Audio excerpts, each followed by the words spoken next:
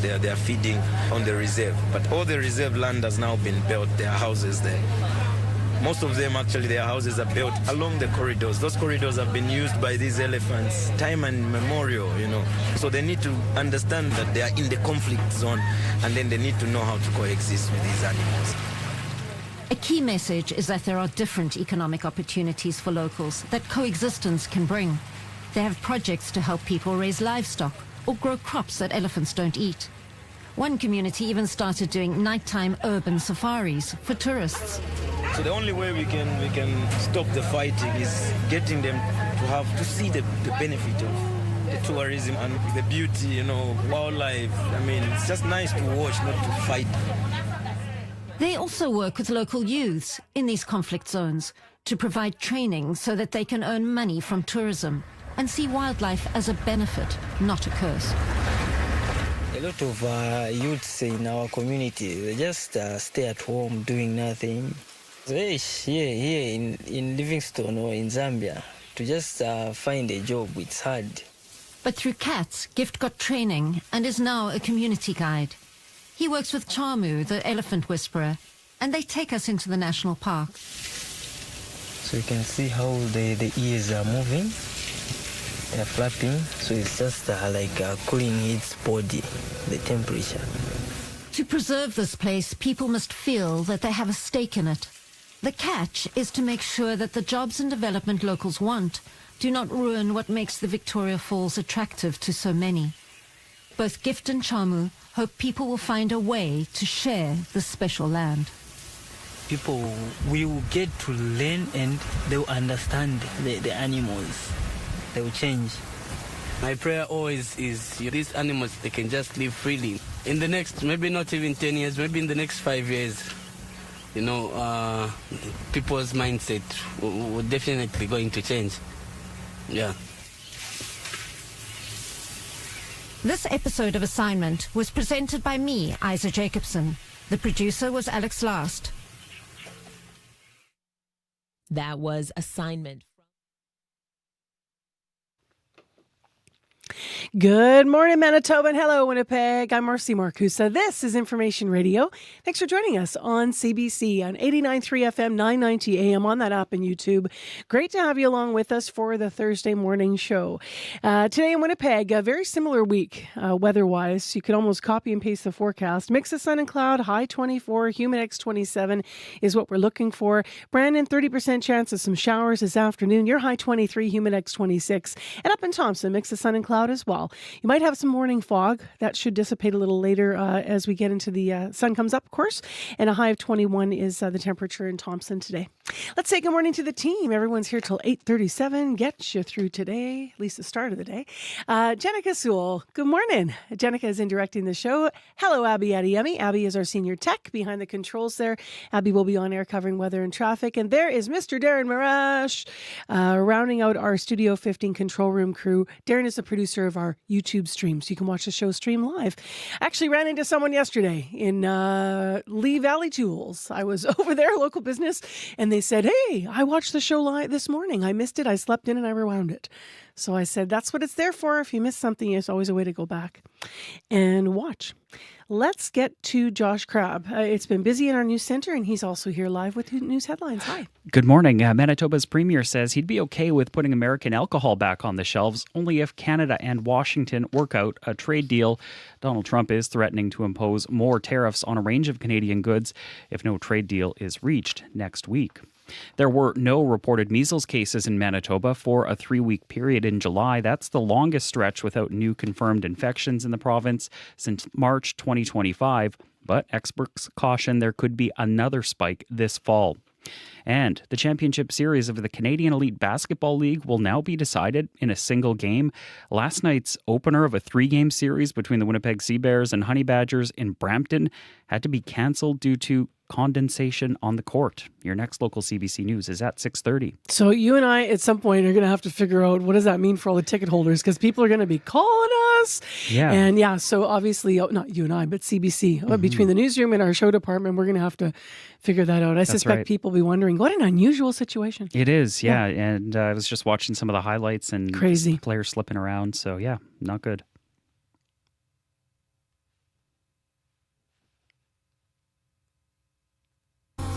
We hit the post. We're good.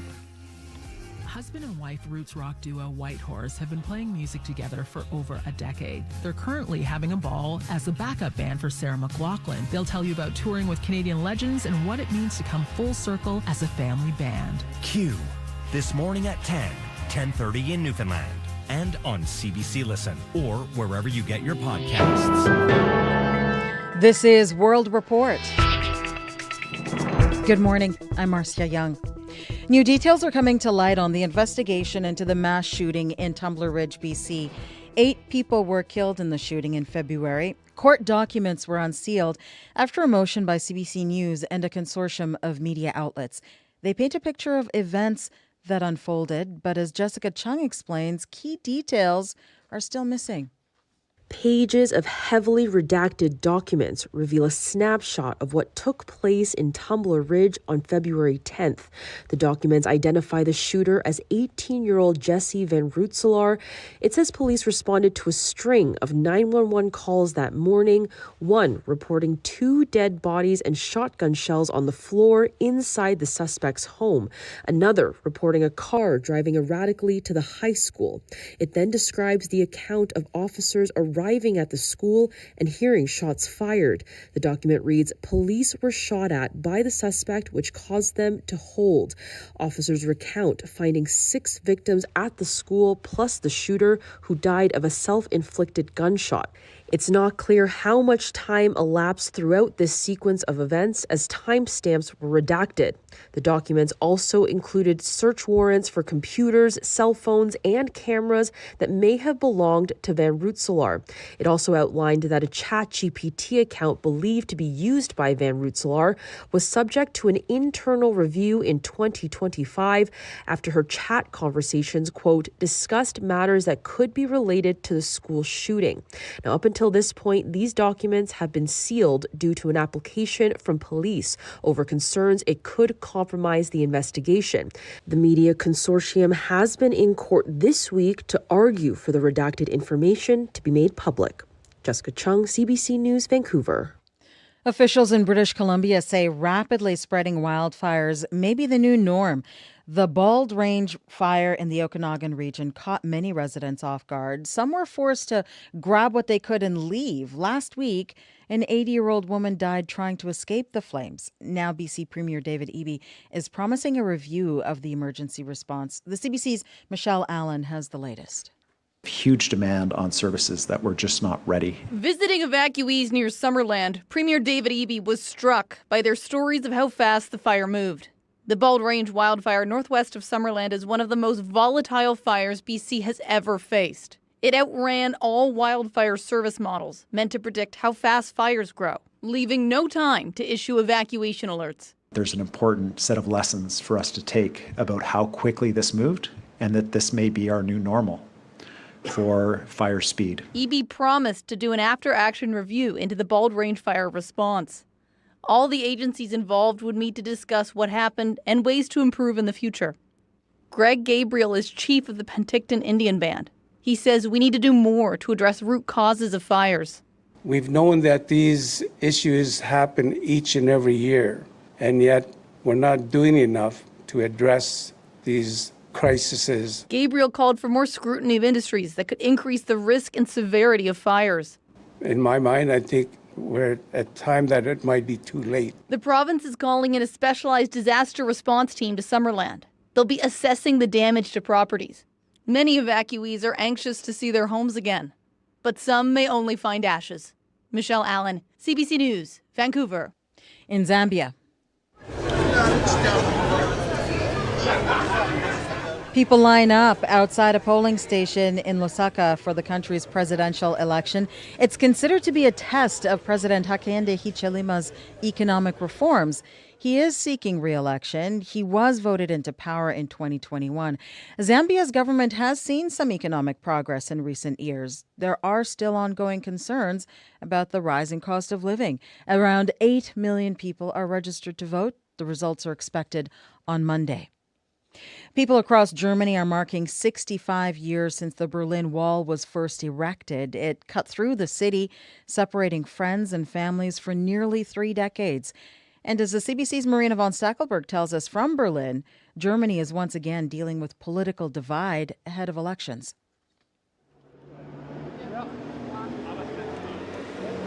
Berlin's morning commuters walk back and forth over a line of cobblestone that runs down the street. It's a subtle but constant reminder that marks the path where the wall once stood. Exactly 65 years ago, Germans woke up to find barbed wire fence had gone up overnight. The communist East cut off its people from fleeing to the democratic West, splitting the city in two. The wall was fortified again and again. At least 136 people died trying to cross it. When I joined the Foreign Service, I didn't think we would ever see the wall come down. But former German ambassador to Canada, Sabine Sparwasser, was there to witness it 28 years later. I was in my hotel, and I heard in West Berlin, and I heard so much noise. And I suddenly thought, what is this honking about? And I looked out, and there were all these East German cars out there. And I went out, and I spent the whole night totally dazed with everybody else, crying and hugging. Sparwasser says Germany's experience turned the country into an advocate for the free movement of people. But that identity faces one of its biggest challenges. The far-right political party, the AfD, with its anti-immigration stance, continues to gain support. Journalist Justus Bender has written extensively about it. What an irony, isn't it, that we talked about reunification now in Germany for decades, and we really want to become one people again. And now we have a party that really splits Germany in half. The AfD could win power for the first time in one of the state elections next month. Marina von Stackelberg, CBC News, Berlin. Quebec and Newfoundland and Labrador are close to signing a landmark deal over hydroelectricity. Sources tell CBC News it could come next week. The deal would replace the controversial 1969 Churchill Falls contract. The CBC's Peter Cowan has the latest. Sources inside the provincial governments in Newfoundland and Labrador and Quebec say most of the details have been hammered out. There are just 2 or 3 small things left. The announcement could come next week, before Quebec is expected to head into a provincial election campaign. The deal would correct a decades-old complaint that Quebec is paying far too little for power generated in Labrador, but it would also lead to new hydro developments on the Churchill River, creating more power for both provinces. In 2024, the two governments signed the framework of an agreement worth about $250 billion to Newfoundland and Labrador. But when a new progressive conservative government took over last fall, it said the deal wasn't in the best interests of Newfoundland and Labrador. Ottawa is also pushing for an agreement. New power projects would help with its promise to expand the electricity grid, and a new deal likely includes financial help from the feds. But a new deal may not be a done deal. The new PC government has promised to put any new deal to a public referendum in Newfoundland and Labrador.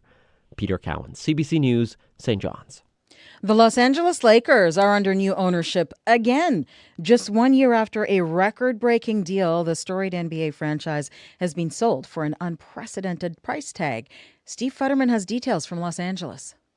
On Sports Talk Radio here in LA, there was only one story yesterday. Yes, it's true. You are not dreaming. The Lakers have been sold again. It was only last year that the team was sold for $10 billion to Mark Walter. He also is the primary owner of the LA Dodgers. In just around a year, the value of the team went up 25%. The new owners are former Disney boss Robert Iger and venture capitalist Josh Kushner. He's the brother of Jared Kushner, who is married to Ivanka Trump. The astounding price is the most ever for a sports franchise. Laker fans are concerned but hopeful. I think if someone's going to put a lot of money into it, it's worth it. Love it. Yeah. The Lakers have had plenty of great moments. The Lakers repeat back-to-back titles. The LA Lakers, the 2010 NBA champions. LA has won 17 titles. All-time Laker greats include Kobe Bryant, Kareem Abdul-Jabbar, Magic Johnson, and more recently LeBron James. Hanging over all this are questions about what possibly forced the sale. Mark Walter is facing a federal investigation looking into possible illegal loans. Bloomberg reported last night that Walter has been trying to raise several $1 billion to pay off those loans. Steve Futterman, CBC News, Los Angeles. And that is World Report. On our main page, unsealed documents show the minute-by-minute RCMP response to a BC mass shooting. But key details are missing. That story at cbcnews.ca. I'm Marcia Young.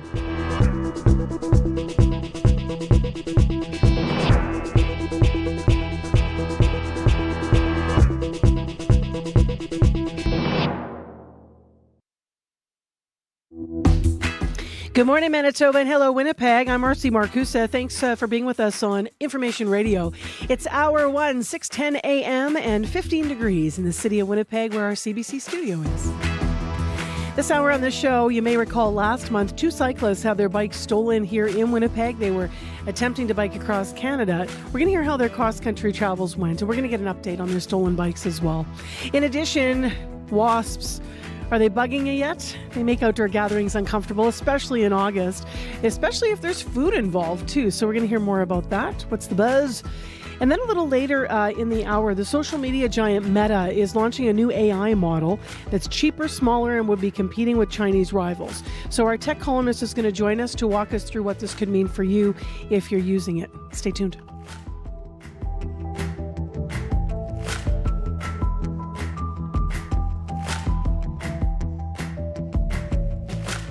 Right now, let's go to Josh Crabb, who has joined us in our studio to talk about headlines. Good morning. Manitoba's premier is weighing in on the debate over the U.S. ambassador to Canada. More than 70,000 people have signed a Calgary woman's online petition calling for Pete Hoekstra's removal. It accuses him of making statements that undermined the diplomatic relationship between the two countries. Rail companies say shifting Winnipeg freight rail traffic to a route just south of the city is a complex undertaking. That reaction comes after a group led by former federal Liberal cabinet minister Lloyd Axworthy announced a 90-day feasibility study to further explore the idea. And condensation on the court in Brampton led to the cancellation of last night's opening game of the championship series in the Canadian Elite Basketball League. The Winnipeg Sea Bears and Brampton Honey Badgers will now meet in Winnipeg for a one-game winner-take-all on Saturday. Your next local CBC News is at 6:30. All right, thanks, Josh. You're welcome. Let's go to Abby and really tee up the day weather-wise. Good morning, Abby. Good morning, Marcy. We're looking at another pleasant August day on tap for the province, with a mix of sun and clouds giving way to comfortable highs across board. Here in the Red River Valley region, at the Forks, we're seeing 15 there and 11 at the airport. Just some clouds passing. Expect a mix of sun and clouds today with some breezy northwest winds. We warm up to 24, and you will feel the humidity at some points. Across the southern regions, similar conditions, temperature sitting around 15 from the Pembina Valley region all the way to the Interlake region. Just a slim chance of showers in the forecast and highs near 24 degrees. If we go into the north central region and far north, where we're seeing morning temperatures hovering between 12 and 14 at this time. Some early fog patches spotted here and there. That should clear as you approach the afternoon period. We'll see highs near 21 alongside a mix of sun and clouds and a slim chance of showers. 7 degrees with foggy conditions in the Churchill area this time. Overall, it's going to be beautiful. A slim chance of showers in most of the regions. Once again, Winnipeg, 15 degrees at this time, on our way to 24. Now, before you hit the roads, just watch out for the constructions and events that are scheduled across the city. We're looking at northbound Smith Street between Ellis Avenue and Notre Dame. It's closed for this special event up until August 17th. All lanes on the Louise Bridge also remains closed till August 17th, as well as, let's see now, the westbound Dufresne Avenue and northbound McGregor Street, both closed through September 18. Then we look on Anderson Highway, northbound lanes face curbside closure until August 14. Though one travel lane will remain open for you. So give yourself extra time, take it slow, watch out for pedestrians, and if you see anything, let us know. 788-3093. Just want to add to Josh's headline, actually, Abby. So the Sea Bears have left a lot of people. The situation with that slippery court in Brampton and then the format changing for the finals of our Winnipeg team has left a lot of people probably with questions. We don't have all the answers yet because it's just happening late last night on the road, of course.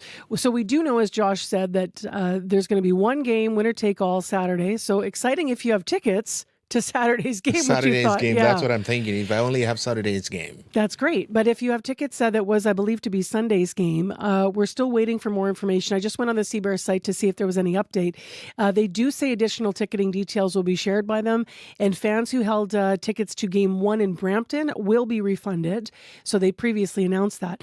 And they will provide updates as necessary. So we'll keep on top of this from CBC and just make sure we figure out how to explain it to you. I'm wondering, Abby, whether or not they're going to open the upper decks, which are often closed for the games, and say all the Sunday people, your seats might not be as good, but maybe you're going to get in the building for the final. I think that would be the best way, just to invite the Sunday folks to come to the game also on Saturday. If they've got capacity. So we'll see.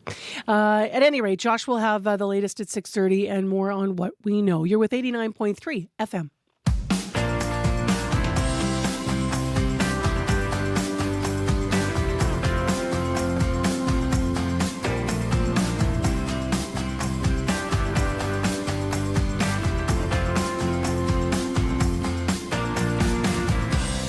A pair of friends from New Brunswick have now completed their cycling journey across Canada. You might know them or recall their story because they ran into trouble here in Manitoba. Thomas Clark and Val Duquesne were raising awareness for men's mental health. Their campaign is Men Don't Ride Alone. So they started in Nova Scotia, and after 51 days of cycling, they did finish in Victoria, BC. But as I alluded to, listeners might recall, we spoke to Thomas and Val last month. Both of their bikes were stolen off the back of their car. Fortunately, with the assistance of some donors and local businesses here, they managed to get back on the road. So as I mentioned, they completed their journey this week. CBC's Corey Funk caught up with the two cyclists on Up to Speed yesterday. Unreal. Like, I don't even know if I can describe the feeling. It was just pure joy, working so hard to do something this big, and then, reaching that endpoint and knowing that we don't have to bike the next day was like, it felt really, really good. And Val, what about you? How did you feel? Same thing. I mean, we got to the mile zero memorial, the Terry Fox Memorial, and it didn't feel real. Like we didn't know how to act. We didn't know what to say. And there was a couple people there waiting for us too. So that was super cool. And we did the Victoria stretch together. We had someone driving our chase car. So finishing that last 35K together was really special. And you both cycled across Canada raising funds for men's mental health. Can you just remind our listeners how both of you decided to start this journey in fundraise for this cause? Yeah. Well, one night I was sitting at home, and it's been a couple months at that point since I've been out of the hospital for my own substance abuse problems. And I called Thomas and I was like, hey, you want to do something crazy? And he said, yeah, come over right now. And I live 2.5 hours away and drove there, got there about 1 o'clock in the morning, and we started game planning. So, and 3 weeks later, we hit the road with no cycling experience, and we didn't know what we were doing, but we made it across. So, and you pulled up with, of course, some bumps along the way, to say the least. How much money did you actually end up raising for men's mental health at the end of the day? Right now, we have over $15,000 officially raised. Our goal is $250,000, so it's far from the goal, but I think that really shows how not talked about and not supported it is, because like $15,000 is great, but we know multiple people who have done it for other causes, the exact same thing, and have raised that type of money in the $250,000 range.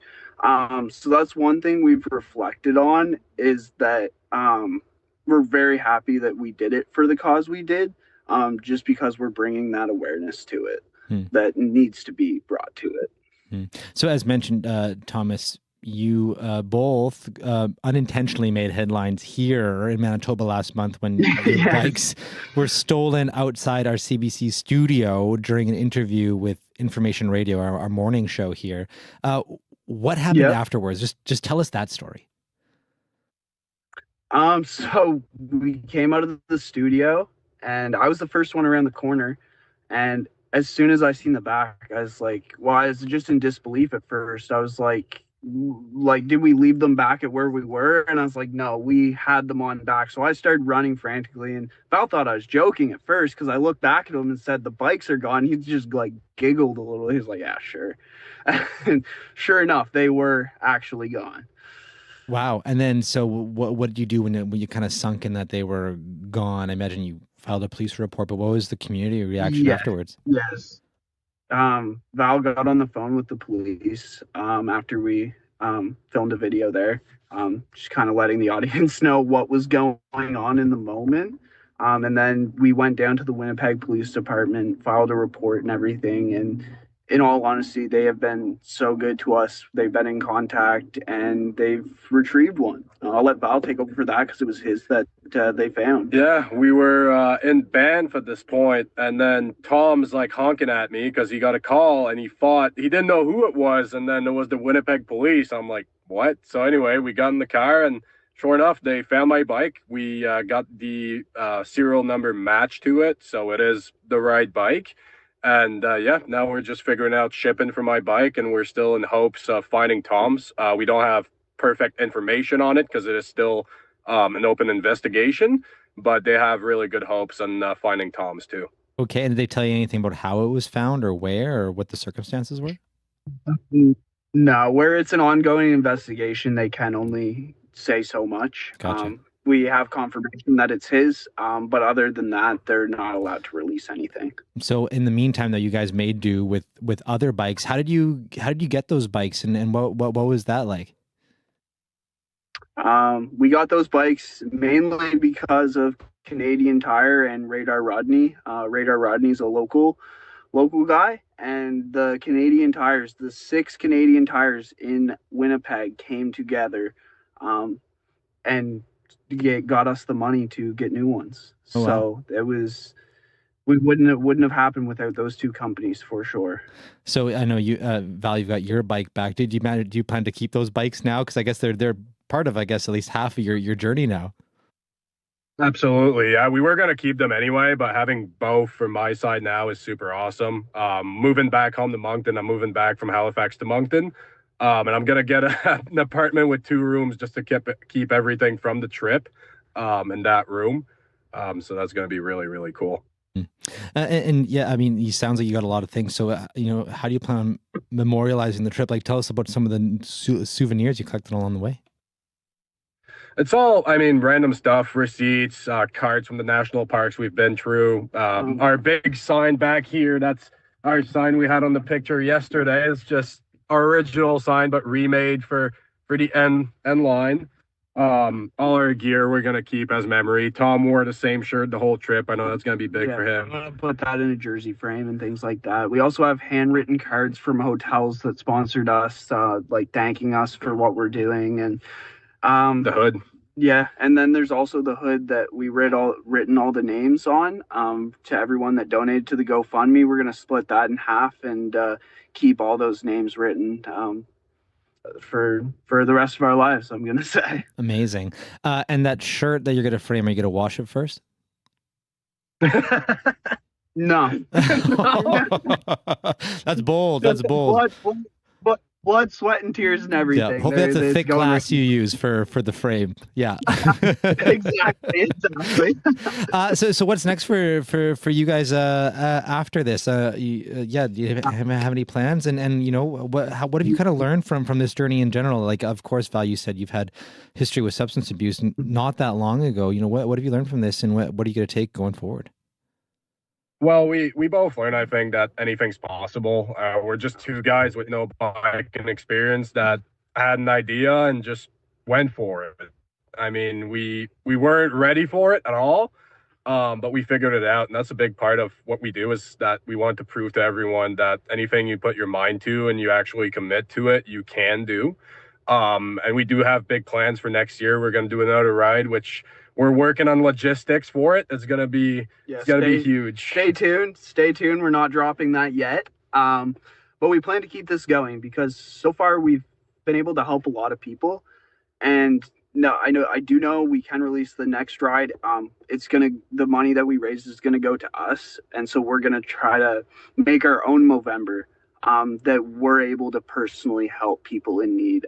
So we know exactly where the money's going and are able to share with our audience those people that we help, because we think that's really cool for all the people that donate, to be able to show them that it is making a difference. Well, Thomas, Val, thanks for joining us this afternoon, and congrats on finishing the trip. Thank you so much. Thomas Clark and Val Duquesne speaking with CBC's Corey Funk yesterday. At least they found one of their bikes that was stolen here in Winnipeg when they were in for an interview about their cross-country trek, which they recently completed across Canada to raise, as you heard, money and awareness for men's mental health. Let's move to something else here that you might be dealing with. Today's weather really nice, but that means wasps are going to be out again. August is always just the worst for the wasps. They get desperate. They built their nests and their hives rather, and then they go looking for food. Let's see what you can do to take care of that. We dipped into our archives for a really good story. CBC Manitoba community reporter back in 2023, Shanley Vidal, went to the South Osborne Community Orchard to talk about wasps. And that's where Barb Ediger was testing out homemade traps for an outdoor dining event. Tell me about these homemade traps. You have several of them right in front of us, and there's a few wasps kind of inside. So it looks like you have pop bottles. Can you explain what you did here? Yeah, it's a very simple trap. Any size pop bottle will work, but you simply cut the top off of the bottle and invert it upside down. So you want to leave enough room at the bottom to put some liquid. This is just sugar water with a bit of food dye in it. But anything would work. The only thing we don't recommend is using honey, because honey will attract honeybees, and we don't want to kill the honeybees. It's a very simple process. So you basically cut the top off the 2-liter bottle, and then you've put the top upside down, you've inverted it, put it in. Yeah, that's it. And so they can either sit on a table or you can hang them. So we just added the wire so that we can hang them away from the tables. We didn't want, they're not very attractive on your dinner tables. When I saw these and I saw the red liquids, I thought it was like red soda. Why did you use red food coloring? It's just an attraction, like anything else. It probably isn't even necessary to put the red food dye in, but I had it, so why not? Were you surprised to see that it worked? Because I understand this is your first time making them. I wasn't surprised because I've heard from other people. I'm surprised that we didn't get as many as we would have expected, only because like I say, in the afternoon there were thousands of them, or it seemed like thousands of them. But we were very lucky with the weather. As soon as the wind came up and the cloud covered, the wasp disappeared. So. Are you disappointed there weren't more wasps? No, I don't think so. I watched some of the chefs when they were working in the afternoon doing the wasp dance, and I think they were quite glad to have the wind come up and save them from being stung, because it's painful. I don't know if you've ever been stung by a wasp, but it's quite painful. And it's such a simple contraption. I've never made one. I never would have thought of that. It looks really simple. It is very simple, and you can buy all kinds of expensive wasp traps or cheap wasp traps, but this is just a good way of reusing and recycling something that normally ends up in the garbage. Where did you get all the bottles? Well, that was interesting because I don't drink pop. So I put out a call we have on Facebook, there's a Buy Nothing site in the area, and I put out a call, and so people graciously donated their pop bottles to me. I think they were happy to get rid of them too. We'll definitely be doing the traps again, yeah. And we'll probably keep the traps around even during the summer when we're harvesting and working in the gardens, because wasps are, they're an issue. And this year they were extremely bad this year. Yeah. And it's funny, we have one crawling around the trap now. It looks like it's going to go in. Yeah, he's just trying to figure out what the best way is to get in. They're not very bright because I guess they can't figure out that they can just fly out the hole once they're in there. I don't know. Yeah, and in the springtime we would use, if we were going to have wasp traps, we would use meat because they're more attracted to protein in the spring. But at this point, because all of their food sources have disappeared, now it's whatever is sweet. They'll gorge themselves on this stuff and then they die. So we dipped in the archives for that because it's the time of year for wasps once again. But that was CBC Manitoba community reporter Shanley Vidal with Barbara Ediger about homemade wasp traps. They were at South Osborne Community Orchard back in 2023. It could be a bad year again for wasps just because of the weather and how warm it's been. It's still going to be warm this week, not the plus 30s, but we're still at a high of 24 with Humidex 27. My favorite on-air story about wasps, and I won't need to clarify here, it's only because it ended well, was poor Corey Funk and poor Councillor Ross Eady out doing a live interview. And while they were doing the interview, a wasp went down the councillor's shirt. And Corey tried to pretend that he didn't notice at first because he wasn't sure what to do.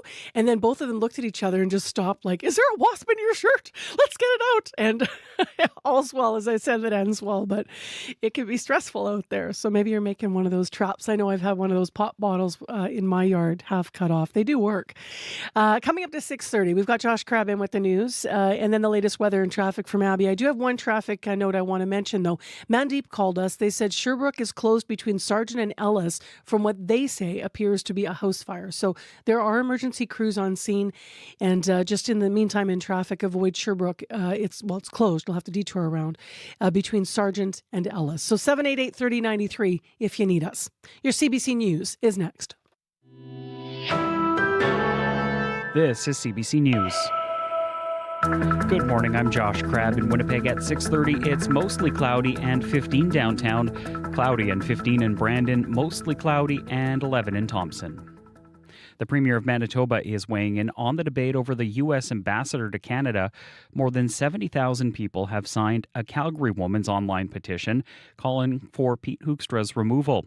It accuses him of making statements that undermine the diplomatic relationship between the two countries and normalizing President Donald Trump's threats to annex Canada.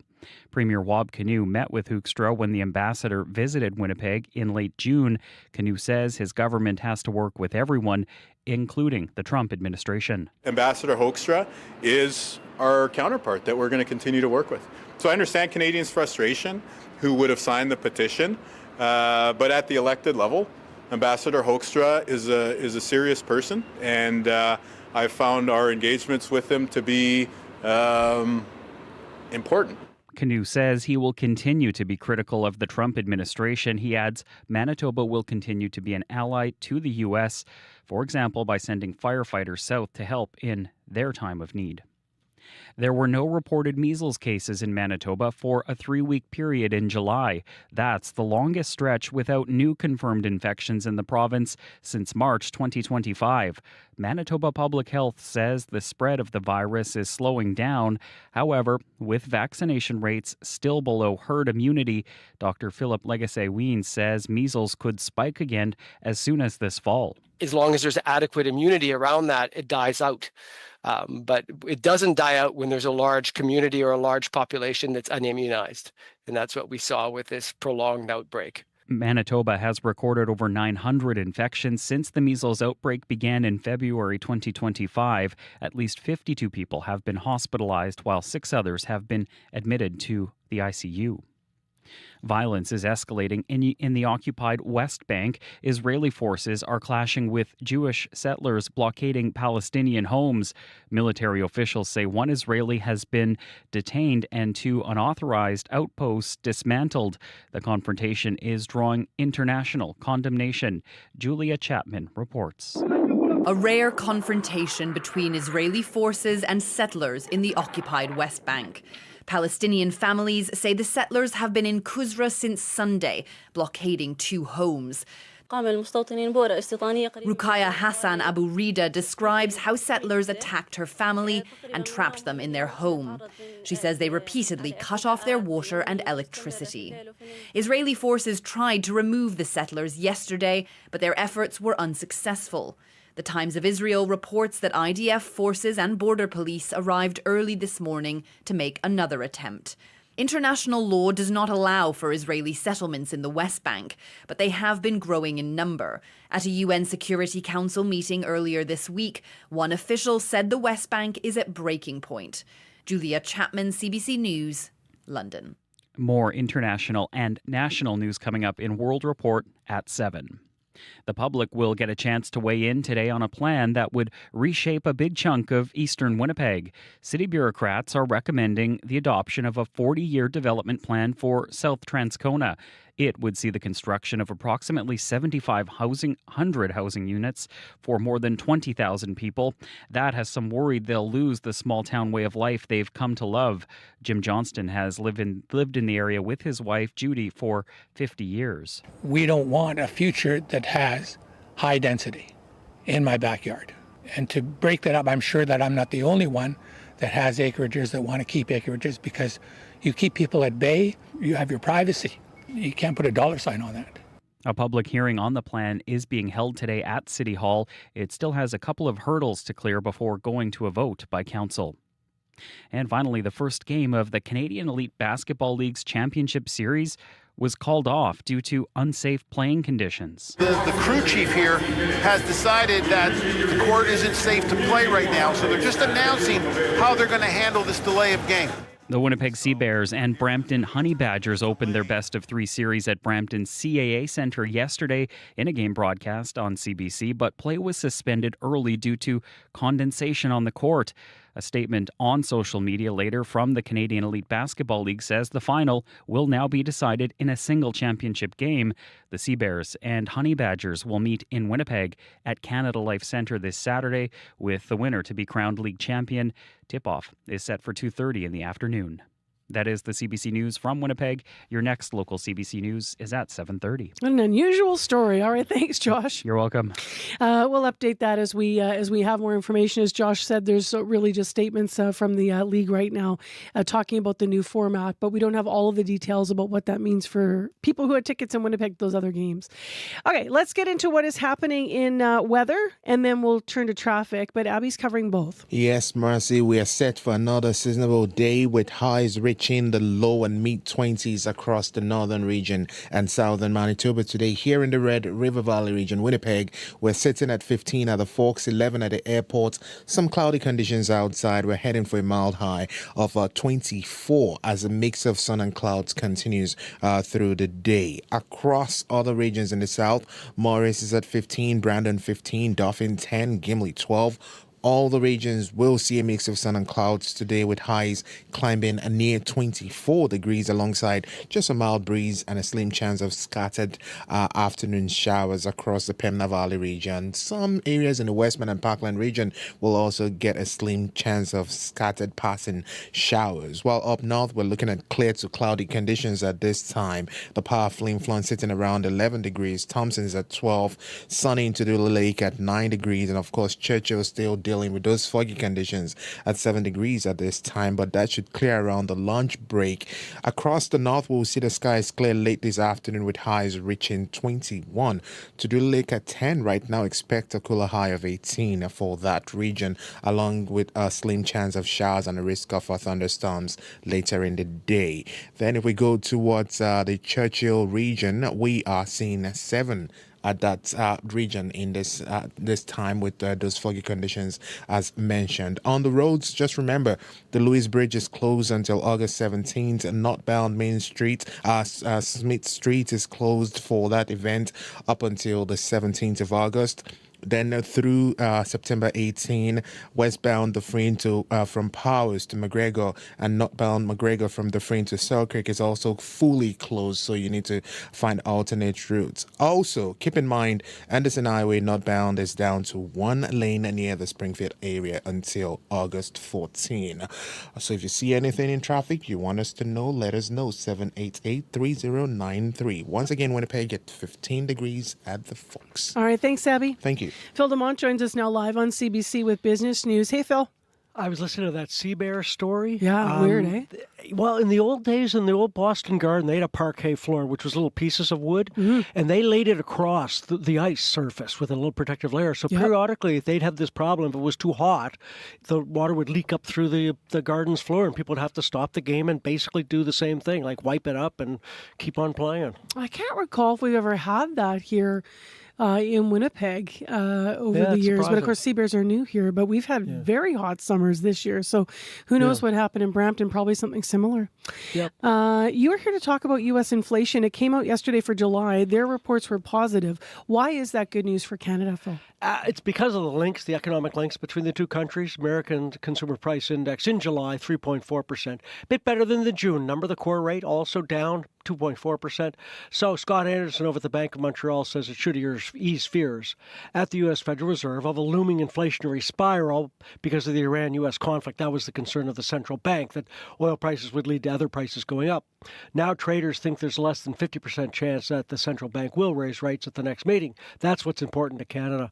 Marcy, our inflation rate right now is actually less than the U.S. one. But if the Fed raises rates, our central bank faces kind of a stark choice. Boost Canadian rates in response, but then that could slow our economy. We're already forecast to grow only 1% this year. If you don't raise interest rates, investment dollars leave here and go to the States. They can make more money. But that outflow would hurt the value of the Canadian dollar. And since January, the Canuck buck already down almost a cent versus the U.S. dollar. So you could let the dollar sink. It's kind of a third way around this against the greenback. But the problem there becomes is it would increase the cost of what we import eventually. And that would boost inflation in this country because we do import like something like 1/3 of our economy, more or less. So you'd have that reflected in the CPI, and that'd be a problem. So the fact that the American rate is on target and kind of looks to be left alone means the Bank of Canada can breathe easier, at least until next week, because that's when our July inflation numbers come out.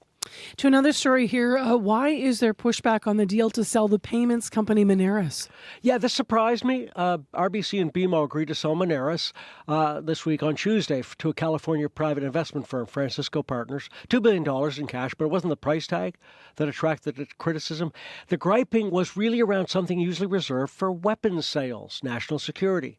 Now, Moneris, you're right, it's an electronic payments firm. Its software's in those handsets you use when you make debit purchases at a store or a restaurant or credit card purchases. It talks between computers. So we're talking about sales data between about 325,000 points across the country.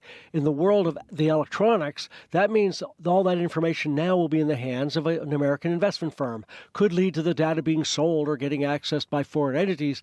Basically, Marcy, it's the gripes leveled at China every time we buy some of that country's technology, whether it was EVs or cranes or cell phones, that they were spying on us. Well, this is kind of the same argument. Critics say it's important to keep that kind of information in the hands of Canadians because the analogy, we're pushing for more control over our defense and resource industries. So Ottawa is scrutinizing transactions in all those fields. But in the financial world goes the argument, global payments data is the new weapon. Canada should keep control of that. To be honest, I've never thought of payments data in that way, and it's an interesting argument. I've never thought of it in that way either. Yeah. And finally, we heard a bit of this on World Report, but the Lakers got sold, Los Angeles Lakers again. Yeah. Tell me more about the price tag. Yeah, $12.5 billion. The buyers are Bob Iger, the former CEO of Disney, and Josh Kushner. Now, he's the brother of Donald Trump's son-in-law, Jared Kushner, but that's not why the sale's interesting.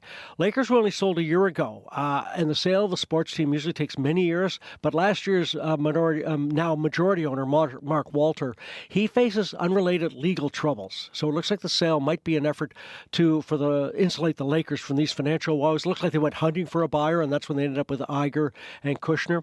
The other interesting aspect is how expensive these teams are now. Jerry Buss, the long-time Laker owner, bought the team back in 1979 for the whopping price of $68 million. But that included not the Lakers, just the Lakers, but the LA Kings and a really big ranch. So if you do the inflation math, because I did it, at that price, the Lakers should be worth about $350 million. So why the extra money? Well, when he bought the Lakers back then, the main television contract was $74 million. New 11-year NBA deal, when it comes out per year, it's $7 billion. So they can afford now more money.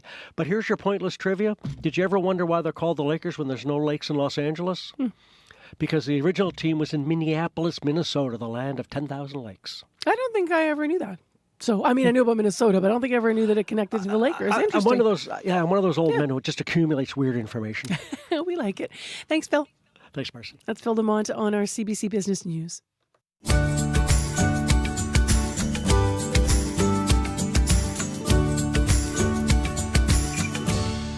Oh, hello, Thursday morning. August 13th is the date. It's pretty cloudy out in Winnipeg, just a little hazy even. We are going to have a mix of sun and cloud for the day, a high 24. Right now it's 15 degrees. Just want to mention an area you should avoid right now. Sherbrooke between Sargent and Ellis is closed. We had a caller say it appears to be a house fire. There are emergency crews on site, so CBC hasn't independently verified that. But you can call us if you see anything else in that area or otherwise on your commute at 788-3093, as I mentioned. Well, September 9th, that's the date that Winnipeg School Division is sending kids back for the fall, kids back in class. It's the city's biggest division, so your mind might already be thinking about back to school prepping. When it comes to teaching your children life lessons, there's a strong argument for making financial literacy a priority. understanding things like the ins and outs of handling money and what to do with a paycheck. For many parents, though, it can be very, very hard to set that conversation. And many of them are looking for schools to pick up some of that learning. With teenagers especially, it's difficult. They may have their own ideas about how money works, especially in this day and age of get rich quick and my financial plan is to be an influencer. Here, though, with a reality check is personal finance columnist Rubina Ahmed Huck, who has some ideas about how to approach the conversation. One crucial conversation with your teen is the money talk. This is the time when most young people start earning their own money, start spending without your supervision, and build their lifelong financial habits. I think it's really important to use real life examples to teach our kids about money rather than hypothetically talking about money. Maya Korbick is the founder of Teach Kids Money and the Wealthy Kids Investment Club. She's dedicated to helping teens build the financial literacy skills they need. Korbick, an accountant herself, says there are certain areas where teens lack financial education, and that's where parents should start the conversation. One is understanding of how much things really cost.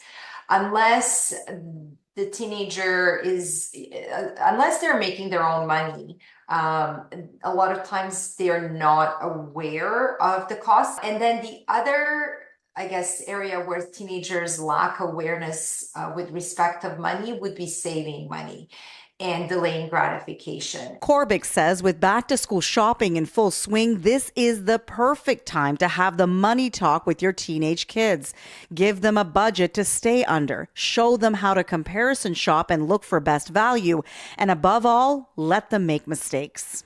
Along the way, we could provide some helpful advice, but really trying not to interfere too much because we want this to be a learning opportunity for them. I think some of the things definitely are like the impulse purchases. Shailin Sika Patel is an 18-year-old high school graduate. He's getting ready to head off to university in the fall. Patel says he joined the Wealthy Kids Club while in high school to learn about concepts like saving, investing, and how the stock market works.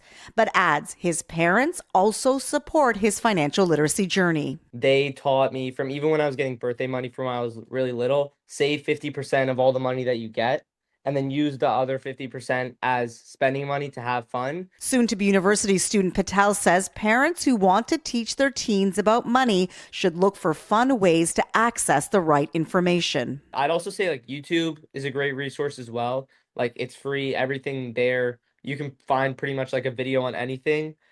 I also think like using social media to your advantage to learn about like your financial literacy and some tips like that. Because those videos are really short. Patel has this advice for any teenager struggling to manage their money. If you start doing it like in person with your actual money, just save like 20% of your paycheck every time. Sure, you might want to like spend all your money, but even if you're not saving 50% and you start at like 10, 20% of saving your money and then you build up over time to 50%, it'll teach you like budget your money more wisely and save up that money, even if you're not saving it for long term. Financial educator Korbick agrees. She says for teenagers, it's about building the savings habit. She says parents should encourage their children to save. Korbick has this advice for helping teens manage their money, whether it be from a paycheck or a gift. So as soon as the money comes in, that money is automatic. A certain portion of that money is automatically transferred towards what they care about and the goals. And then some of that money can be also used to pay for some of their expenses, like their cell phone. And then there should be some money left for spending and enjoyment. But we need to teach them that that money really should be divided into different categories. Korbick says the most important thing is to just get the conversation started. There are plenty of resources, including her own book, to help parents on their journey. And even if you don't feel confident, you can use this back to school time as a learning opportunity for both you and your teenage children towards becoming more financially savvy. For CBC Radio, I'm Rubina Ahmed Huck. Local news is in decline across Canada, and this is bad news for all of us. With less local news, noise, rumors, and misinformation fill the void, and it gets harder to separate truth from fiction. That's why CBC News is putting more journalists in more places across Canada, reporting on the ground from where you live, telling the stories that matter to all of us. Because local news is big news. Choose news, not noise. CBC News. Well, today is the day of our monthly interview with Premier Wab Kinew. He's going to be here after 8 o'clock on the program, so just over an hour from now, he'll be live in our studio. We're going to tackle or attempt to tackle in the time we have with Premier Wab Kinew a number of topics.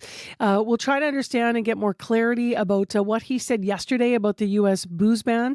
The U.S. liquor ban, he said, would only come back to Manitoba shelves if a U.S. trade deal is reached as part of that. So we'll get some clarity about specifically what he means by that. So that's one of the stories we'll ask about. Also, there is a summit coming up that is allowing different premiers to be invited to pitch their projects to different investment wealth companies. It's coming up in Toronto in September. Manitoba will be there. So we're going to talk to Premier Wab Kinew as well about what he is going to say about the Churchill Port and Railway, as well as some mining projects in Manitoba, and how he's planning on pitching those to attract investors. Right now, though, it is 10 to 7 on 89.3. And next on CBC, they are smaller, cheaper, and more customizable than Claude and ChatGPT. These AI models I'm talking about are called open weight. They allow users to tinker with how they work. Now, China currently dominates the AI market, but now the social media giant Meta is setting its sights on the open weight AI world. Of course, with most AI developments, these models don't come without risks and challenges. So we're going to walk through those with Francis Sims. He covers a lot of the tech issues for us. Good morning, Francis. Good morning, Marcia. So tell us a little bit more about what an open weight AI model is. So when people use AI today, typically what they do is they go to these AI tools via their computer or their phone. And what's happening in most cases is they're going to a data center. So they put a request in, and in the data center, there's lots of churning and figuring out what the right answer is. And then it comes back to you. And, you know, in the days when we're talking about data centers, good or bad, it's an important thing to consider. With the open weight models, what's happening is that you're downloading it to your computer. And that software is running locally or maybe on your company's network. And in some cases, it's hardly ever going back to the data center. It's smaller. And for a lot of them, it's actually free and it's customizable. And so what that means is, like, if you think about, like, you buy a car from a dealer and there's a warranty associated with it. You can take it home. You can probably tweak, you can do the oil change yourself, but any maintenance, like the catalytic converter, you have to go back to the dealer to get that fixed. Whereas the open weight models, it's kind of like buying a used car with all the parts. You can customize it and do it anything you want, but you're the one that has to guarantee that it's working well. Whereas the dealership, you assume that when you drive that car off the lot, it's been tested and quality approved. Whereas the open weight models, well, the testing and that quality control is completely up to you. Up to you as an individual or up to you as a company as well, right? That's right. There's a lot of challenges there. So yeah, and you think about it like your HR or something, you put it in your company and you're using it for HR decisions. Well, how do you know it's making the legal decisions or the best decisions for your community or your values? Meta is now looking to launch its own, though. So far, what's been the market for these kinds of open weight models? So these frontier labs, like I would put Meta in that category, OpenAI, Anthropic, Google, they've largely ignored them to date, these open weight models. But what's happened is China and the US are locked in this race for AI supremacy. And China's not been winning this frontier data center model thing. And so what they've done is they've turned towards the open weight models. They've started building these and launching them. And right now there's millions of these models available on thousands of websites all over the world. Hugging Face was in the news a couple of weeks ago. That's one of the big ones. OpenAI had potentially hacked it accidentally. The bottom line, though, is that 30% of all AI tools that are being used now, we think potentially are these open weight models. And so Silicon Valley has realized that they can no longer ignore it, and because they're going to lose those users. So Meta has announced this platform. NVIDIA, the chip provider for AI data centers, has also announced in the last couple of days that they're going to have their own open weight solution. If China, though, is still, as you mentioned, leading the way with these models, and they're being adopted worldwide, what are the challenges in testing them? Yeah, so the U.S., who's been testing a lot of these frontier labs, and other countries in like European Union and stuff, the U.S. has said they're not going to test the open weight models, in part because they say if they test them today, they could be reconfigured tomorrow and it could be different.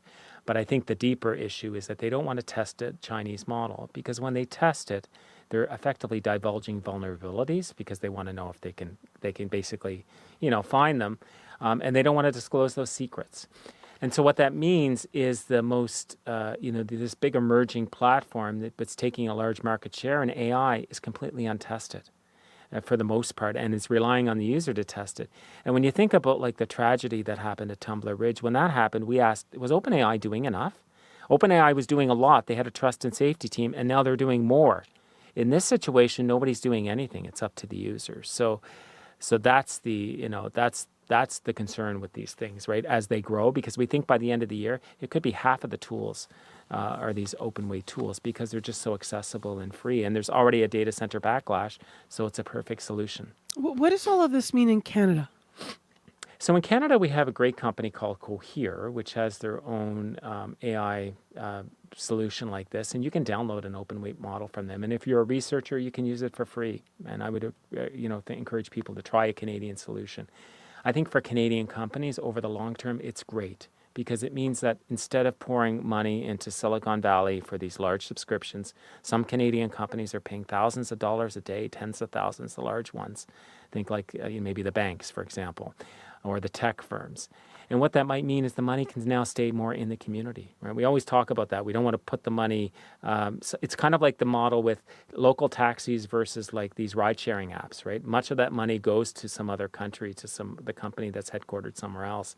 Now the money potentially can stay back in the community with the employees and maybe help find new customers. And maybe everybody in the company can use AI and you're not paying these thousands of dollars subscriptions. So I think it's a very positive thing. But the next 6 to 12 months, we have to wait and see which ones come to the top because there's lots of risk in there. You download something and you don't know what you're doing, or even you think you do, and there's some malware in there. Well, that could have a really negative impact on you or your business. All right. Thanks a lot for this, Francis. Appreciate it. Thanks, Marcia. Live on Zoom, that is our technology columnist, Francis Sims. He's head of the School of Clean Energy and Associate Dean of Information and Communication Technology at Humber Polytechnic. It is 4 minutes to 7 o'clock now. You're on CBC locally here live in downtown Winnipeg, heard across Manitoba for your Thursday, August 13th show. And coming up after 7 o'clock on the show, teens love them, but doctors are worried. We're going to have a look at a new survey of pediatricians that's coming out today that details the number of injuries they're seeing due to e-scooters. So stay tuned for that. Also, it's an event the organizer says is breaking down the barriers of the art industry, and it's coming to Winnipeg for the very first time.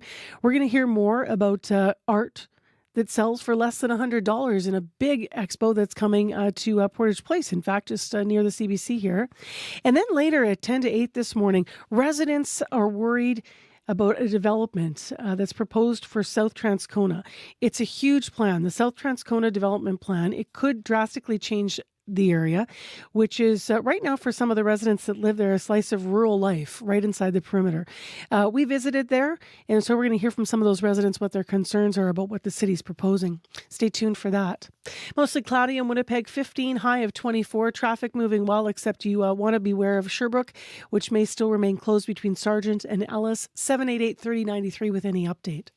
With updates on the news, here's Josh Crowd with headlines. Good morning. There were no reported measles cases in Manitoba for a 3-week period in July. That's the longest stretch without new confirmed infections in the province since March 2025, but experts caution there could be another spike this fall.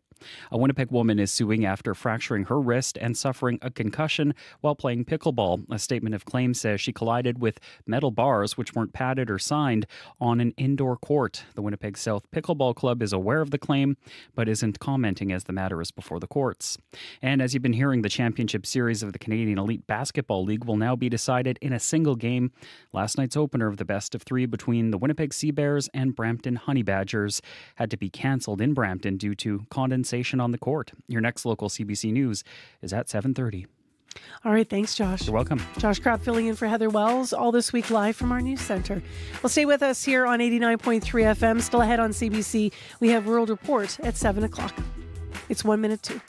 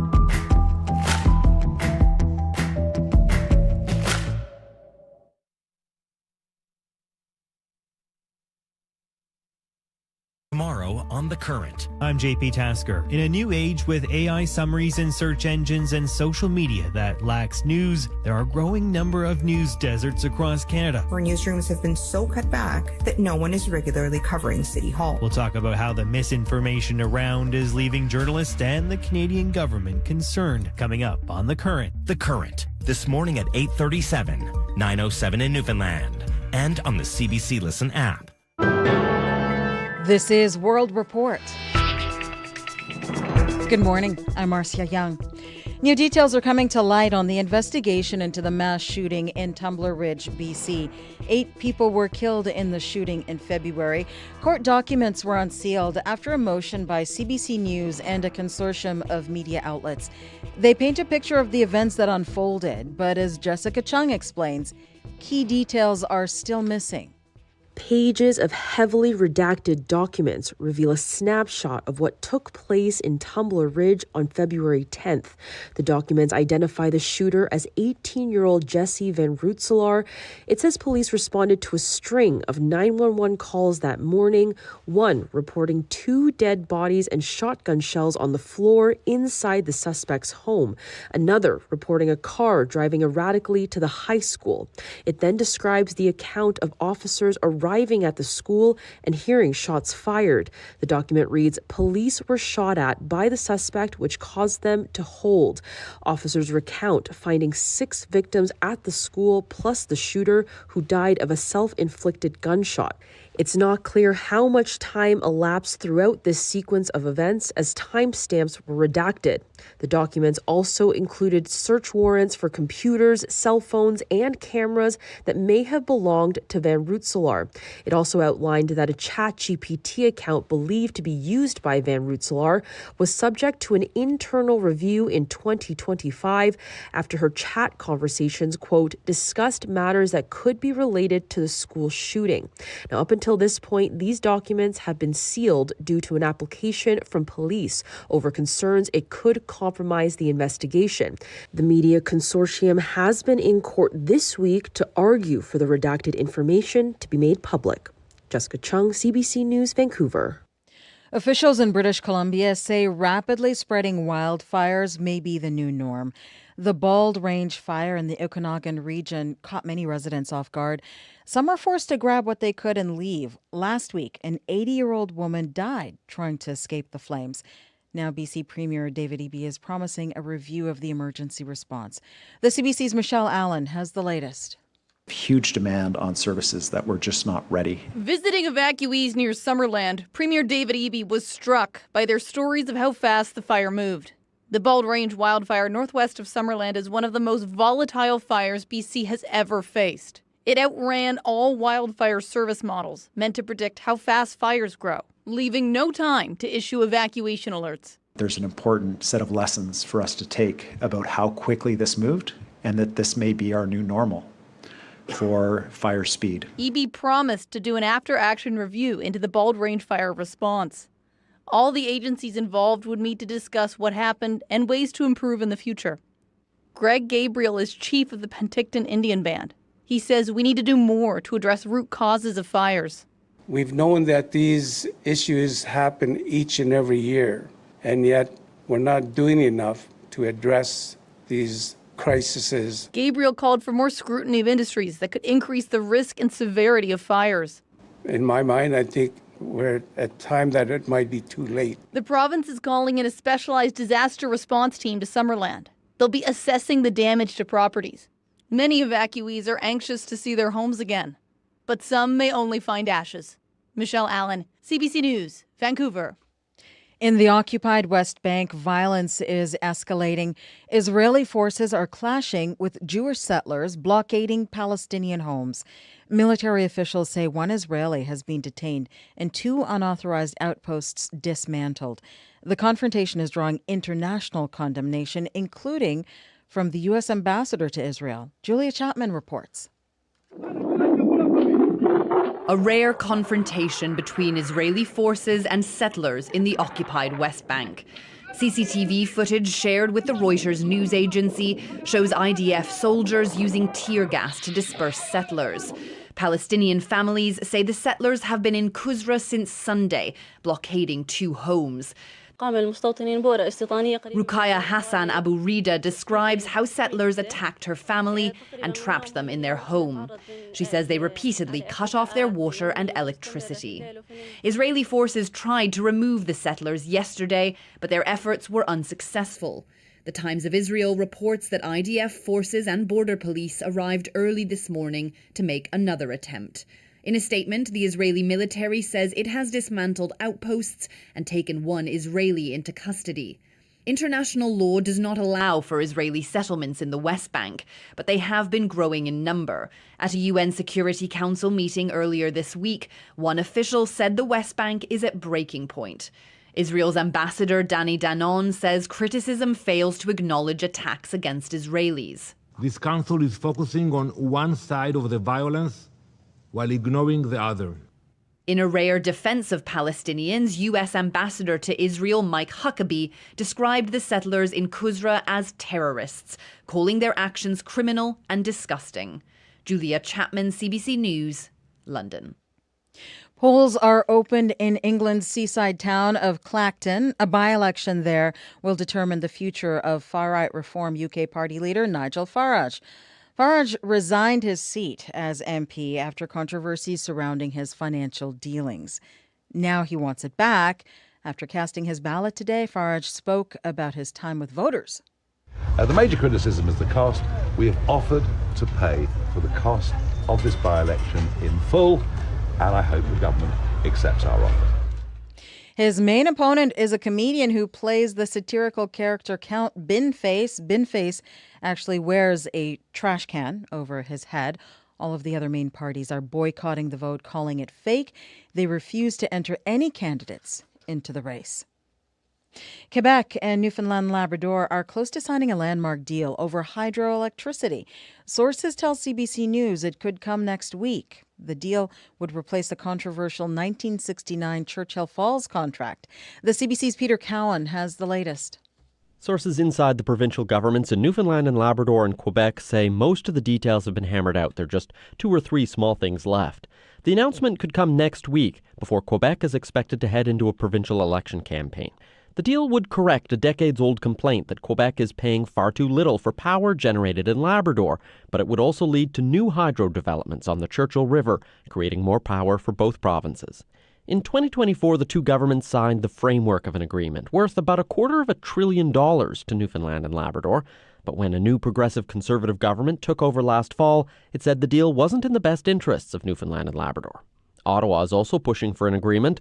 New power projects would help with its promise to expand the electricity grid, and a new deal likely includes financial help from the feds.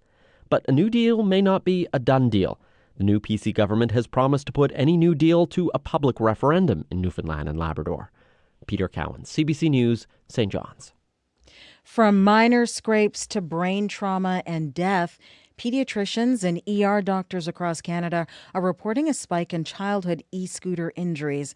As the CBC's Christine Bierak reports, doctors warn current safety regulations are failing to keep pace with the growing number of people using e-scooters. These devices are often marketed as toys. I will tell you they're anything but toys. Treating pediatric emergencies at Toronto's Hospital for Sick Children, Dr. Daniel Rosenfield says he and others are seeing an exponential surge in e-scooter injuries. We're reporting 10 fatalities in children across the country in the year 2025, as well as 26 admissions to the intensive care unit. Those numbers come from a new Canadian Pediatric Society survey of specialists, where head injuries accounted for nearly half of all cases. More often than not, young riders had no helmet on. There was a possibility he would not make it, and if he did, then he would likely be very disabled. 1 year ago, Crystal Dunkley's 12-year-old son Sean was riding a friend's e-scooter without a helmet. Sean says he was going nearly 70 kilometers an hour when he hit a raccoon and fractured his skull. He's since fully recovered. I think that as parents, we need to approach this as they are vehicles. With severe injuries spiking predominantly among boys aged 10 to 15, pediatricians are urging lawmakers to mandate safer design and stricter speed limits before another child is killed. Christine Birak, CBC News, Toronto. And Christine has more on the story. John McFarlane has a byline here at cbcnews.ca on the exponential rise. Canadian pediatricians document severe e-scooter injuries, deaths in children and teens. That story, main page, cbcnews.ca. That is World Report. I'm Marcia Young.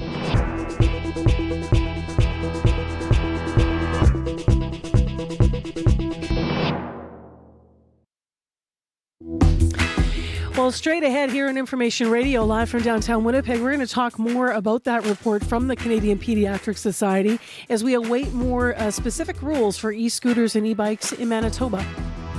I'm Marcy Marcusa. Good morning, everyone. This is 89.3 FM, 990 AM on that app and YouTube, CBC's morning show.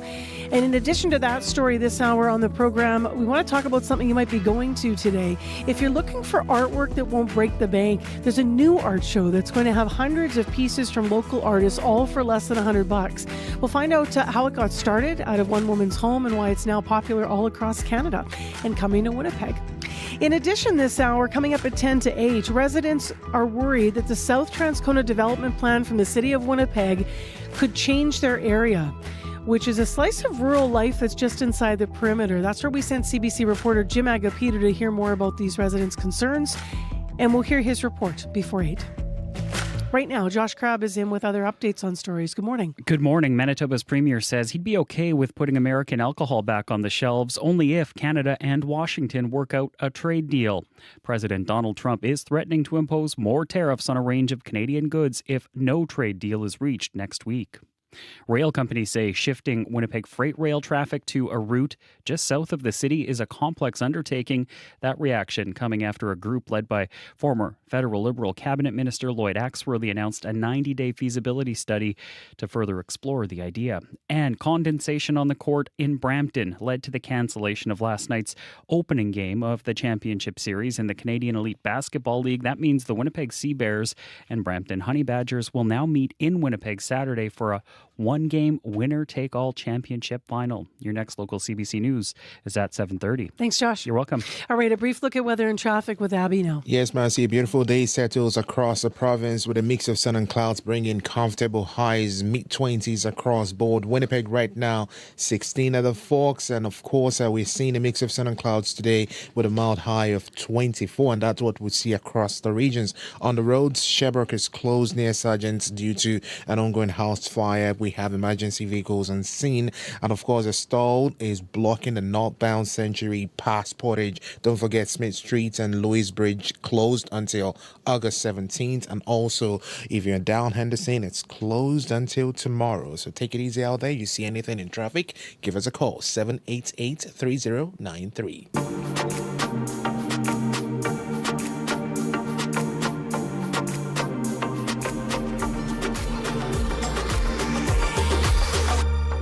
Well, as we heard on the show yesterday, if you were with us, a Steinbach boy is recovering after being hit by a girl who was riding an e-bike last week. This is his mom, Sharon Braisky, explaining what happened. He was with his sisters and some friends. They were on the walking trail, and a girl roughly between the age of 15 and 17 was riding on her electric bike, had looked behind herself quick, and the bike had veered directly into him, hitting him and then pinning him under the bike, which caused two broken bones in his leg. Mm-hmm. Initially, when they called me and told me that he got hit by a bike, I was thinking just a regular bike. And then when they explained to me that it was, she had said it was kind of like a dirt bike. And so I said, oh, like an electric bike? And she said, yeah. So at that moment, we got him home. We looked at the leg. I instantly knew something was wrong. Mm-hmm. So we went to Steinbach Emergency, where we sat for roughly 19 hours. We got the x-ray, they confirmed there was a fracture, and then Children's Pediatrics called us in for another scan where we found out that both his fibula and tibia were broken and there was a clean break in the bone. Now, it's not just pedestrians who are hit by e-bikes that causes concern, of course. Young riders on e-scooters can face dangers as well. As you've just been hearing on World Report, new research by the Canadian Pediatric Society is highlighting how dangerous e-scooters are for kids. The survey of pediatric doctors and specialists joins other research citing the dangers of e-scooters, e-bikes, and other electric mobility devices, particularly for children and teens. So what it found is that children between the ages of 10 and 15 are most likely to suffer an injury, with head injuries being the most common. My guest is Dr. April Kam, who is here live on Zoom. She heads the Pediatric Emergency Medicine at McMaster Children's Hospital in Hamilton. Good morning. Good morning. So what has been your experience when it comes to seeing injuries from e-bikes and e-scooters?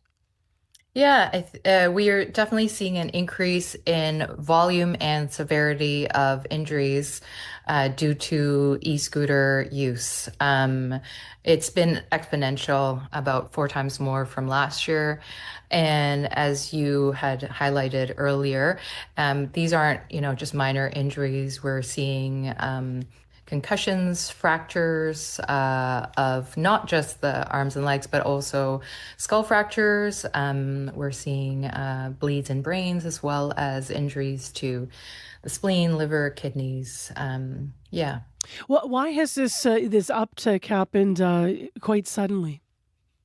I think there's just an increase in availability and popularity of the e-scooters and e-bikes. And when you think about the injuries themselves, how do these types of injuries compare with what you might get in a regular bike or a skateboard? Yeah, and as you said, so children can still get injured on regular bicycles and skateboards. The difference is the speed and weight of these vehicles. And as a result, we're just seeing more severe injuries, likely because the children are, less coordinated. These e-scooters are being used out in traffic, and it doesn't take very much for it to accelerate and lose control. The result is, not great. We're still waiting for our province to confirm and put through legislation that's been proposed here about the age and some of the restrictions on riding bikes and scooters. Some other provinces have looked at the age of 14. You're not allowed to be on an e-scooter. In our province, I believe they're looking at a slightly higher age, which is 16. But again, they're still working on it.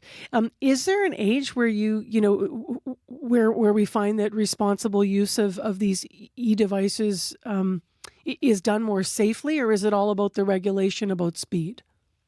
I think it's a multi-pronged approach.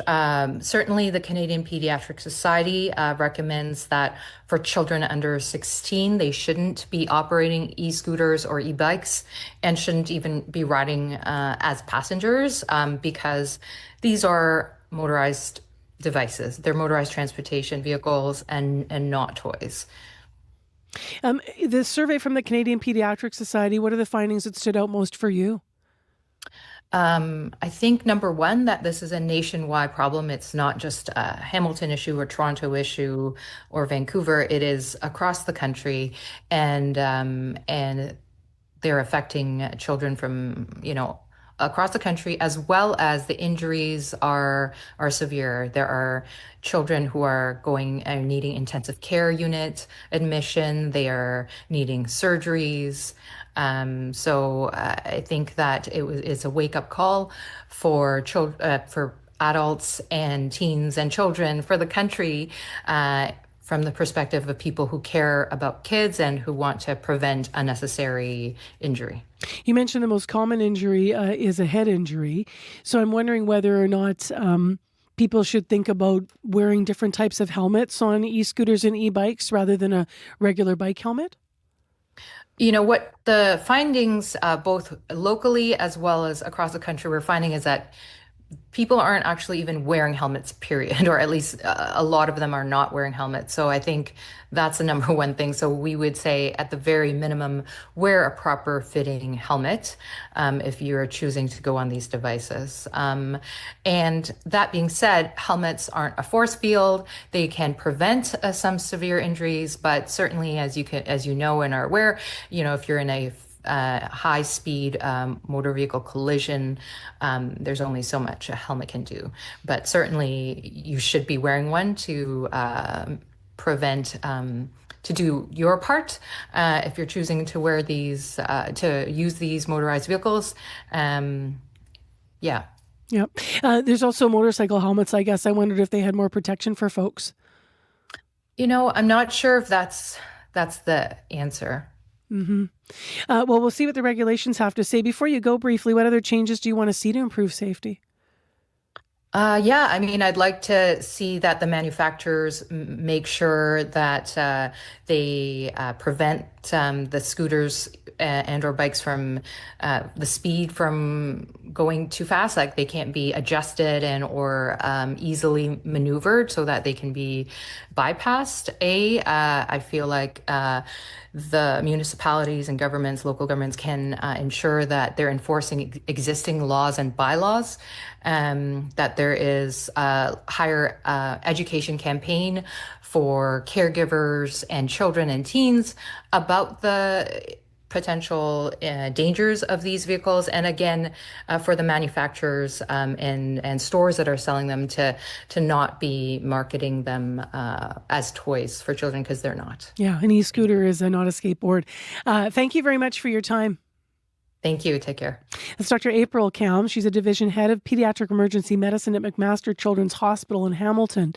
Now, in case you missed the Winnipeg stories about this, Manitoba stories rather, about this boy who was hurt in Steinbach and where the rules are at in our province. So in Steinbach, because that's where that incident happened, Mayor Earl Funk says he wants to see what regulations the province is going to bring in this fall for e-bikes and scooters, and he plans to discuss enforcement with his council. Provincially, in June, the provincial government passed Bill 43. So that's the Highway Traffic Amendment and Drivers and Vehicles Amendment Act, long name. What it does is establish a framework for the use of personal electric vehicles on public roads, as well as the minimum ages for use and maximum speeds. This has yet to be proclaimed into law, so we'll follow it through this fall and see what happens. Time right now is 7:21. You know the voices that tell the story of our province. Now you can take them anywhere. From the essential start to your day on information radio to the conversations that define our lunch hour on Radio Noon and the pulse of the city on Up to Speed, your local connection is always within reach.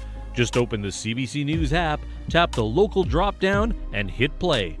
Your favorite voices, your province, right in your pocket. Download the CBC News app today, your daily rhythm, live and local. Couple notes about traffic here this morning, 7:22 a.m. and we have Sherbrooke remaining closed between Sargent and Ellis. Let us know if you're through that area, what you're seeing and what the status is, just in case it reopens. And northbound Century past Portage Overpass, there's a stall blocking the northbound curb lane. So you're going to keep left to pass there, and call us with anything at 788-3093. It's Thursday, August 13th. Might feel a little like April, though. It's certainly cooler in the mornings when we're getting up. And by the end of the day, wear layers because it does get warm with that hot afternoon sun. Today, that's going to be the same. So we're 16 right now and it's cloudy. But later today, mix of sun and cloud. And we're going to have a high of 24. With Humidex in Winnipeg, though, it's going to feel like 27. Well, we've got a bit of music from Winnipeg singer-songwriter Anna Lou next, who's bringing Latin-influenced sounds and vibrancy on Sunday to Assiniboine Park's Lyric Stage. She's part of the Folklorama performances there as they close out the festival. This is Anna Lou with Serpentinas. Ay, ay, ay, mi corazón, vasijita de arcilla, chueca y agrietada por los golpes. Cuando al alma le falta comida, ay, recién sabe uno que es pobre. Nos envuelve el sol con serpentinas, huele a albahaca fresca y a verano, calles blancas, nevadas de harina, vestidas de amores encantados.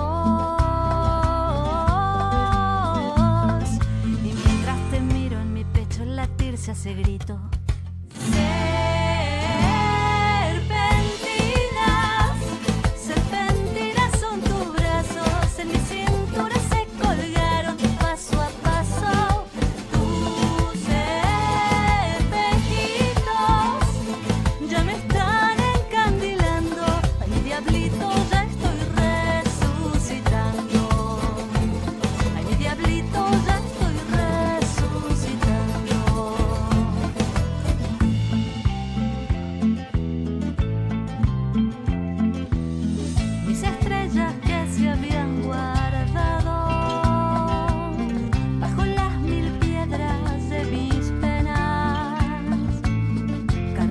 pasas desenterrado con tus brillitos de lentejuela. Y mientras te miro en mi pecho latir se hace grito.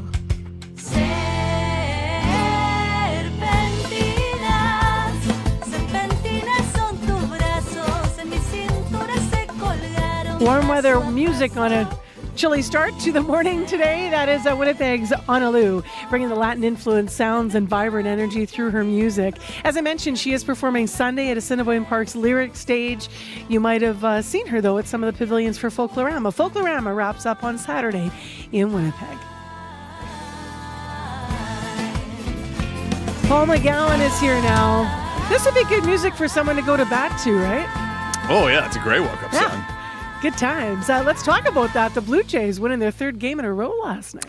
Yeah, 6-4 the final over Boston, and it was the kind of game, Marcy, that the Jays have so often lost this season. But with the game tied in the 8th inning, they catch a break. The Red Sox drop an easy out in foul territory, and later in the same at-bat, Kazuma Okamoto drives in the go-ahead run, part of a 5-run 8th inning for Toronto. Manager John Schneider afterward tried to explain the good luck. Maybe the baseball gods are changing their mind about us, after about 10 months. You never know. But I said it a lot last year. I say it all the time. Once you do it, it kind of becomes a little bit more normal. So the way that they really kind of attacked that 8th inning was it showed a lot of character. It showed a lot of character. It showed a lot of will to win and kind of doing whatever you need to do to win. The Jays are now just a game and a half back of a wild card spot, and they have a chance to sweep the Red Sox in this 4-game series. The finale goes this afternoon. It's a 2:07 first pitch. All right, let's go to Pan Pacific Swimming Championships. Summer McIntosh did not have the start that she wanted. No, we talked yesterday about her competing in this 200-meter freestyle, an event that she had swam before, but not since 2023, and it was her first event of the week.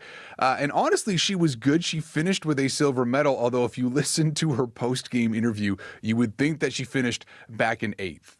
I think it's just good to get racing reps in the 200 freestyle, getting back into it, but I know I have so much more than that. I mean, I've gone 153.6 at 16, and I know I'm better than that now, so, it's disappointing, and not getting my hand on the wall first is also disappointing, but, just got to learn from it.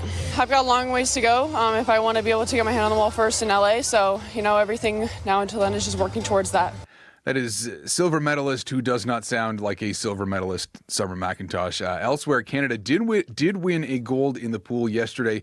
Blake Tierney of Saskatoon finished first in the men's 100-meter backstroke, and Canada will continue at those Pan-Pacific Swimming Championships today in California. Okay, our news department's been covering this. We're about to hear more from Josh, but from your perspective, let's talk about this weird night for the Seabearers. They were supposed to open the CEBL final in Brampton, and then they had to stop the game? And then, Xavier Moon slips in the middle of the court while defending, and officials decide that there is enough condensation on the court at the CAA Center in Brampton that the game could not be finished safely. And so, a statement from the league saying that they will revert now to a 1-game final, and that will be what was originally scheduled to be Game 2 in Winnipeg on Saturday. So an advantage for the Sea Bears, I guess, although this is not the way that you wanted the final to go. And then sort of a bad night in basketball all around on the Canadian front. The Toronto Tempo lose their 10th in a row last night to Dallas. Coach Sandy Brondello argued afterward that the team is not quite as bad as they look. Look, I suppose I've had so much practice this year. I don't love it, but it's an uncontrollable right now, and it's just a little bit frustrating. You feel like we can start to get a little bit of momentum. We think we're trying to get healthy so we can actually see what the whole group looks like together. But then that never eventuates. We know injuries are a part of it, but it's kind of been, just really crazy, just the amount of injuries that we've had. Yeah, tough to watch this 10-game losing streak after such a promising start to the year. The Tempo will try it again next Tuesday.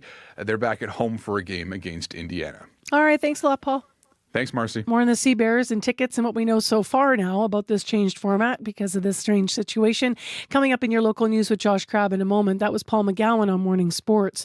I continue to repeat what's going on in traffic just in case you have an update. But Sherbrooke closed between Sargent and Ellis, and northbound Century past Portage overpass is stalled, blocking the northbound curb lane.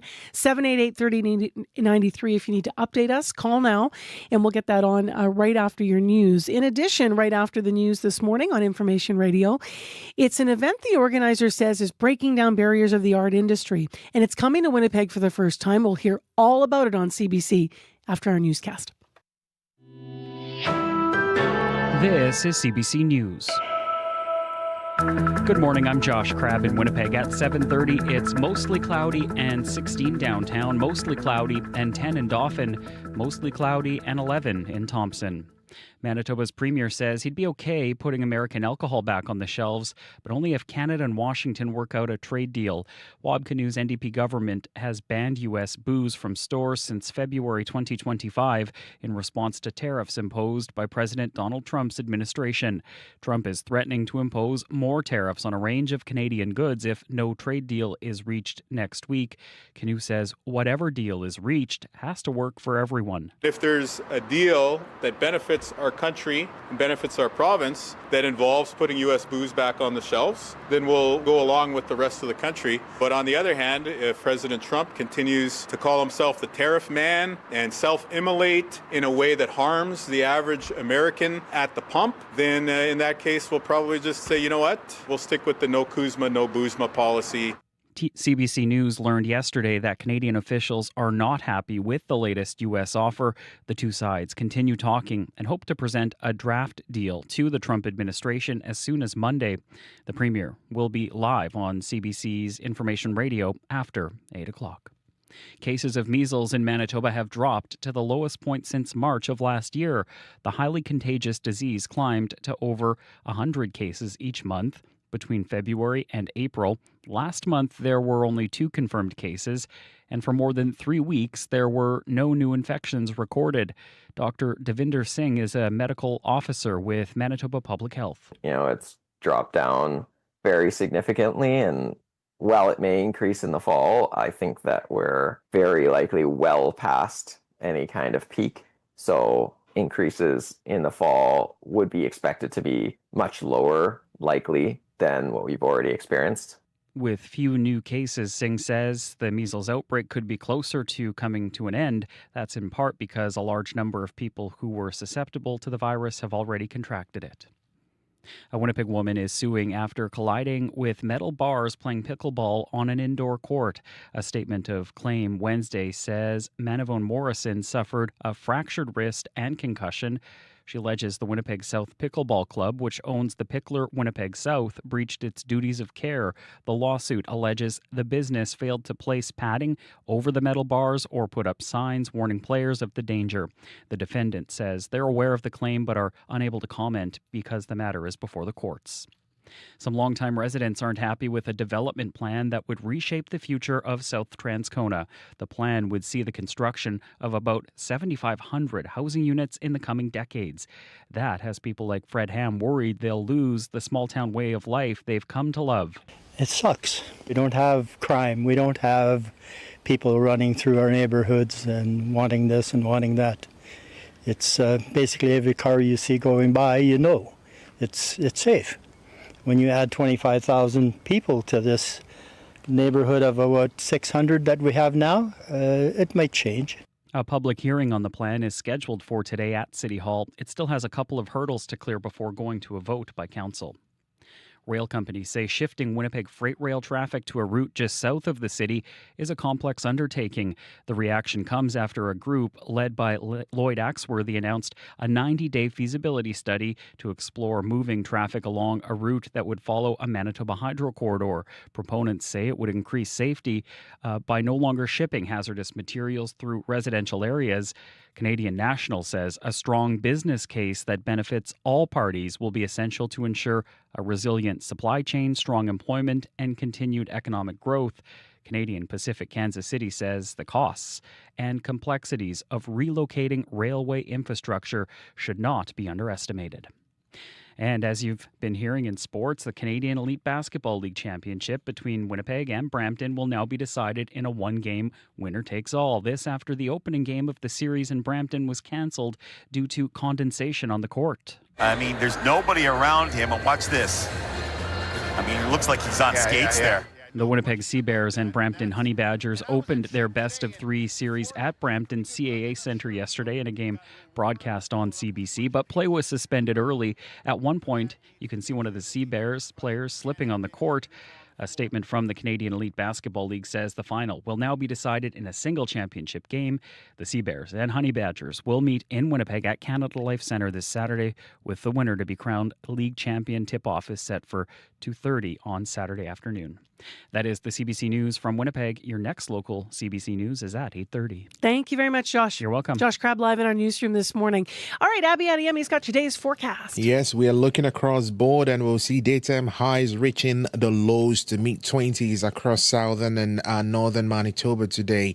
Here in the Red River Valley region, Winnipeg currently 16 degrees at the Forks, 13 at the airport. It is clear outside. We're enjoying some sunshine as we head to that high of 24 today, though you will feel the humidity close to 28 degrees under this mix of sun and clouds. Now, across the southern regions, Morris at 15, Brandon at 15, Gimli and Dauphin both hovering around 11 degrees. All the areas warming up to 24. There's a slim chance of afternoon showers with this mix of sun and clouds we'll be getting in the south, while up north, we're looking at the pass sitting around 9, 11 around Flin-Flon, 11 around Thompson, and of course 14 around the Gillam area. Churchill still has those foggy conditions at 7 degrees at this time, before the areas will warm up to about 15 degrees. Most of the regions up north will get to 21. So overall, it's going to be a beautiful one across board. 16 degrees right now at the Forks. And on the road, watch out for emergency vehicles and, of course, those closures on Sherbrooke between Sargent and Ellis due to that house fire that was reported earlier on our listener line. And, of course, keep left northbound Century past Portage Overpass. This is due to that stalled vehicle still there. If it's updated, let us know. 788-3093. All right, thanks, Abby. Thank you. 7:37 the time on your Thursday morning. And as we've been mentioning on the show, the world of art can feel unapproachable for people and financially out of reach. But there is an art show coming to Winnipeg that breaks down some of those barriers. It's called the Under $100 Art Show, and it is exactly what it sounds like. Hundreds of art pieces from local artists are on display and for sale for less than $100. So this show began in Calgary. It's expanding here to Winnipeg for the first time, and it's on tonight. It runs through the weekend at Portage Place. It runs every day till Sunday. Emma McCall is founder of Art Spot in Calgary and the Under $100 Art Show and is in studio with us. Good morning. Good morning. So you started this, I heard, out of your basement in Calgary. Why did you do that? Tell me. So I had a home gallery. It wasn't just out of my basement. Yeah. Okay, it was semi-official. But yeah, the idea was just to make art more accessible over the holiday season, which is where around what time the show is in Calgary, and it just was very popular from the beginning, even when it was small. You know, I knew I had something special. So we expanded organically over the years. By year 9, we were in like a warehouse. And now in Calgary, it's over 2 weekends. We're in like 20,000 square feet of space. And yeah, we've expanded to other cities now. So 2 years ago, we expanded to Edmonton and Vancouver. We're coming up on our 3rd year there. And this is the first year that we are taking it to Saskatoon, which we had last weekend, and Winnipeg, which is this weekend. How do you connect with, I mentioned local art is one of the pillars of this. So how do you connect with the local artists? How many of them will be part of the show here? We have nearly 70 participating artists. So we did a call for submissions in the spring, and we just let anybody apply. We do a lot of promotion on social media, and we got the amount of applications that we need to get those numbers. So I think it does show that there is a want and a need for accessible arts in Winnipeg. What do you hear from people who, it's been going so successfully for years now? What do you understand about why? Well, I think there's a big gap in the market. You know, like I'm an artist too. So we all want to sell our art for a few $1,000s, right? That's the dream. But the reality is it's hard. It's hard to find people to buy our art, you know? Very few of us get into that gallery world, right? And similarly for customers, not a lot of people can afford that price point. So, you know, for the people that aren't buying art of that price point and for the artists who aren't selling their art for that price point, where do we all fit in, right? So I think that art is for everybody, and we want to create a space that, it's not intimidating, it's not stuffy, it's approachable, it's welcoming, and it connects artists with buyers and kind of meets them where they're at.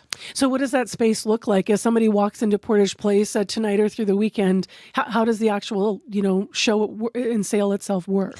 So I can explain it, but really without seeing it, it's like very hard to translate because it is something like quite extraordinary. People come in and they're like, whoa, So we hang on like construction fencing. It's like a big grid wall.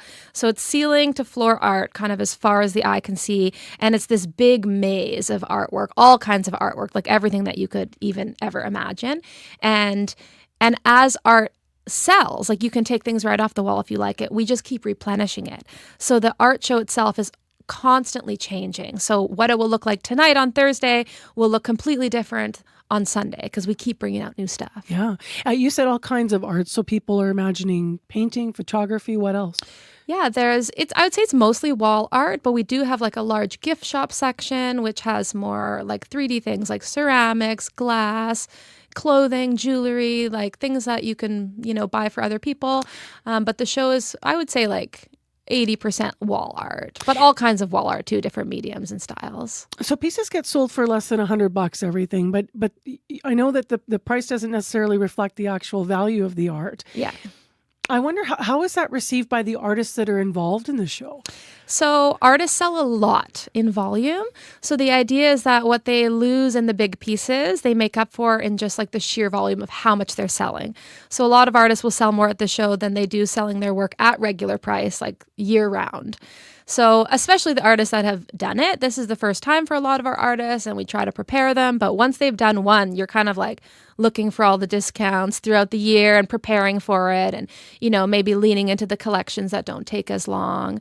But yeah, artists do sell a lot. They come prepared with lots of pieces. So financially, like it does work for them. How many pieces do you think you'll have when you consider, what you're setting up, but then also how that'll rotate through the weekend? Between now and Sunday, how many art pieces are going to be part of this? Thousands. Yeah. Yeah. Wow. Tons of pieces. You chose Portage Place. That space is going through major change right now. Why did you pick that venue for this? I did. So the thing about the art show is it's not a traditional art show and we never really have it in traditional spaces, right? Like you'll never find the Under 100 show in like a convention center somewhere.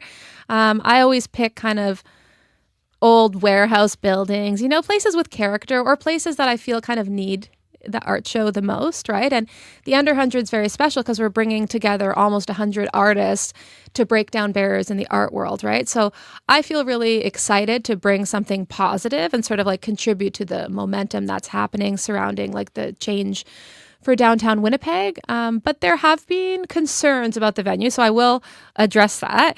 There is parking, and you can go right from the parking lot to the second floor, which is where our venue is. Our venue's in like a dedicated storefront. It's an old department store, and we have our own security. So if anybody is like worried about coming downtown, they can come right from the parkade up. We've got lots of hours that are during the day. So hopefully that won't deter people because the show is really something special. Are you still able to make your own art given that you're running this now in all these Good cities? question. That is a good question. Yeah, I do make art. I do find time. I'm very ADD. So like having the timeline, my crunch time, I do it all kind of in the last minute, like most of our artists probably, but I do find time. I have some art in the show.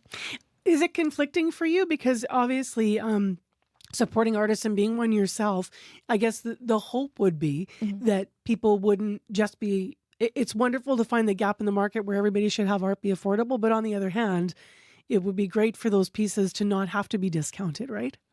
I mean, not for me. For me, I sell so much at these art shows, right, that I kind of just prepare for that instead of just like grinding away and standing at a market that I don't know if I'm going to sell my pieces, like almost having the guarantee that I will sell them all.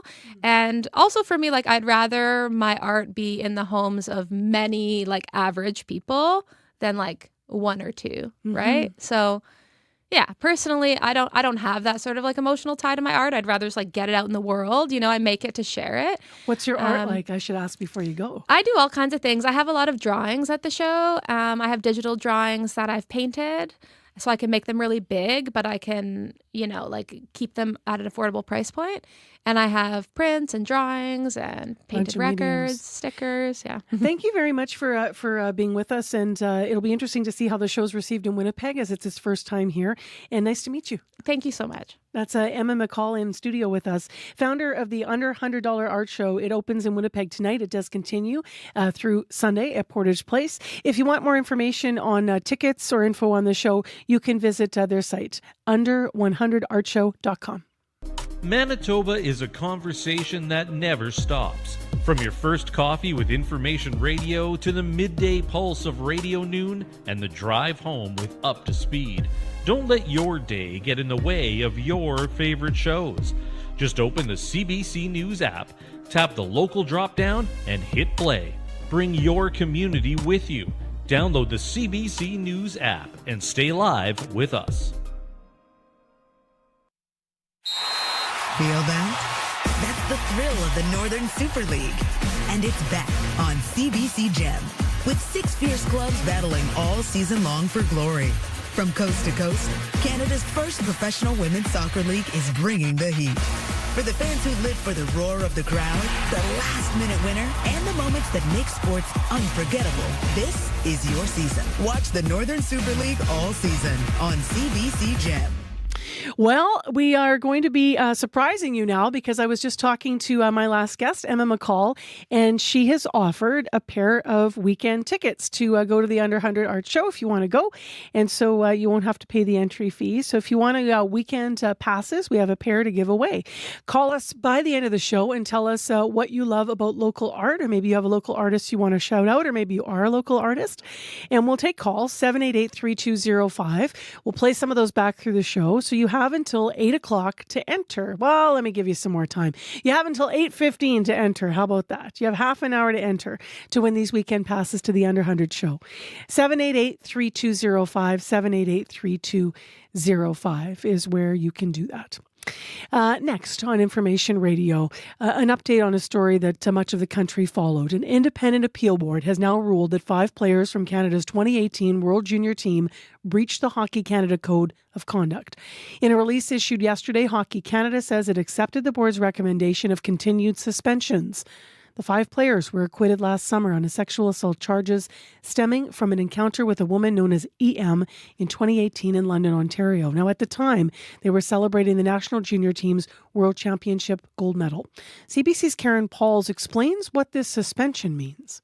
This is a completely separate process than the criminal charges, the sexual assault charges those 5 players pleaded not guilty to and were acquitted of in London last July. This was Hockey Canada suspending them already. It was a process that had been taking place since they were charged. Not allowing them to represent Hockey Canada, represent Canada on the world stage in events like the Olympics or the World Championships. They couldn't volunteer or coach for Hockey Canada.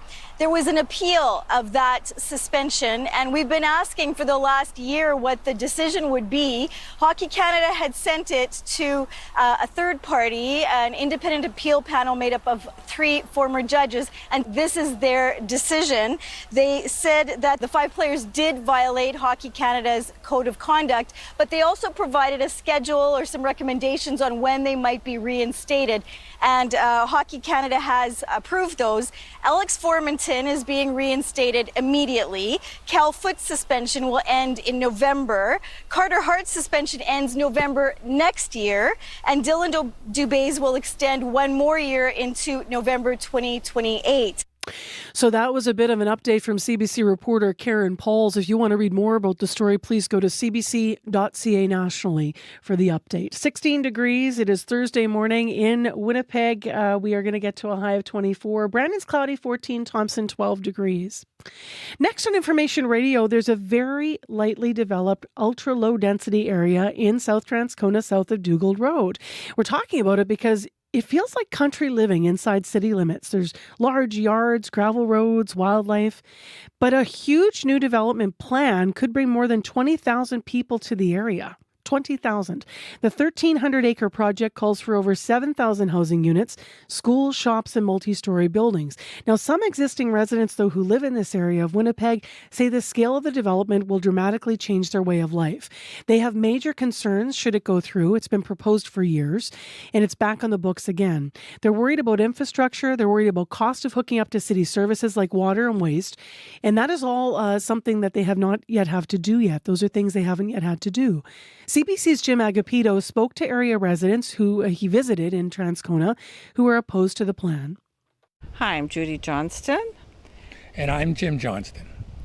And we are our residents of South Transcona. We've been living in the area for 50 years. We don't want a future that has high density in my backyard.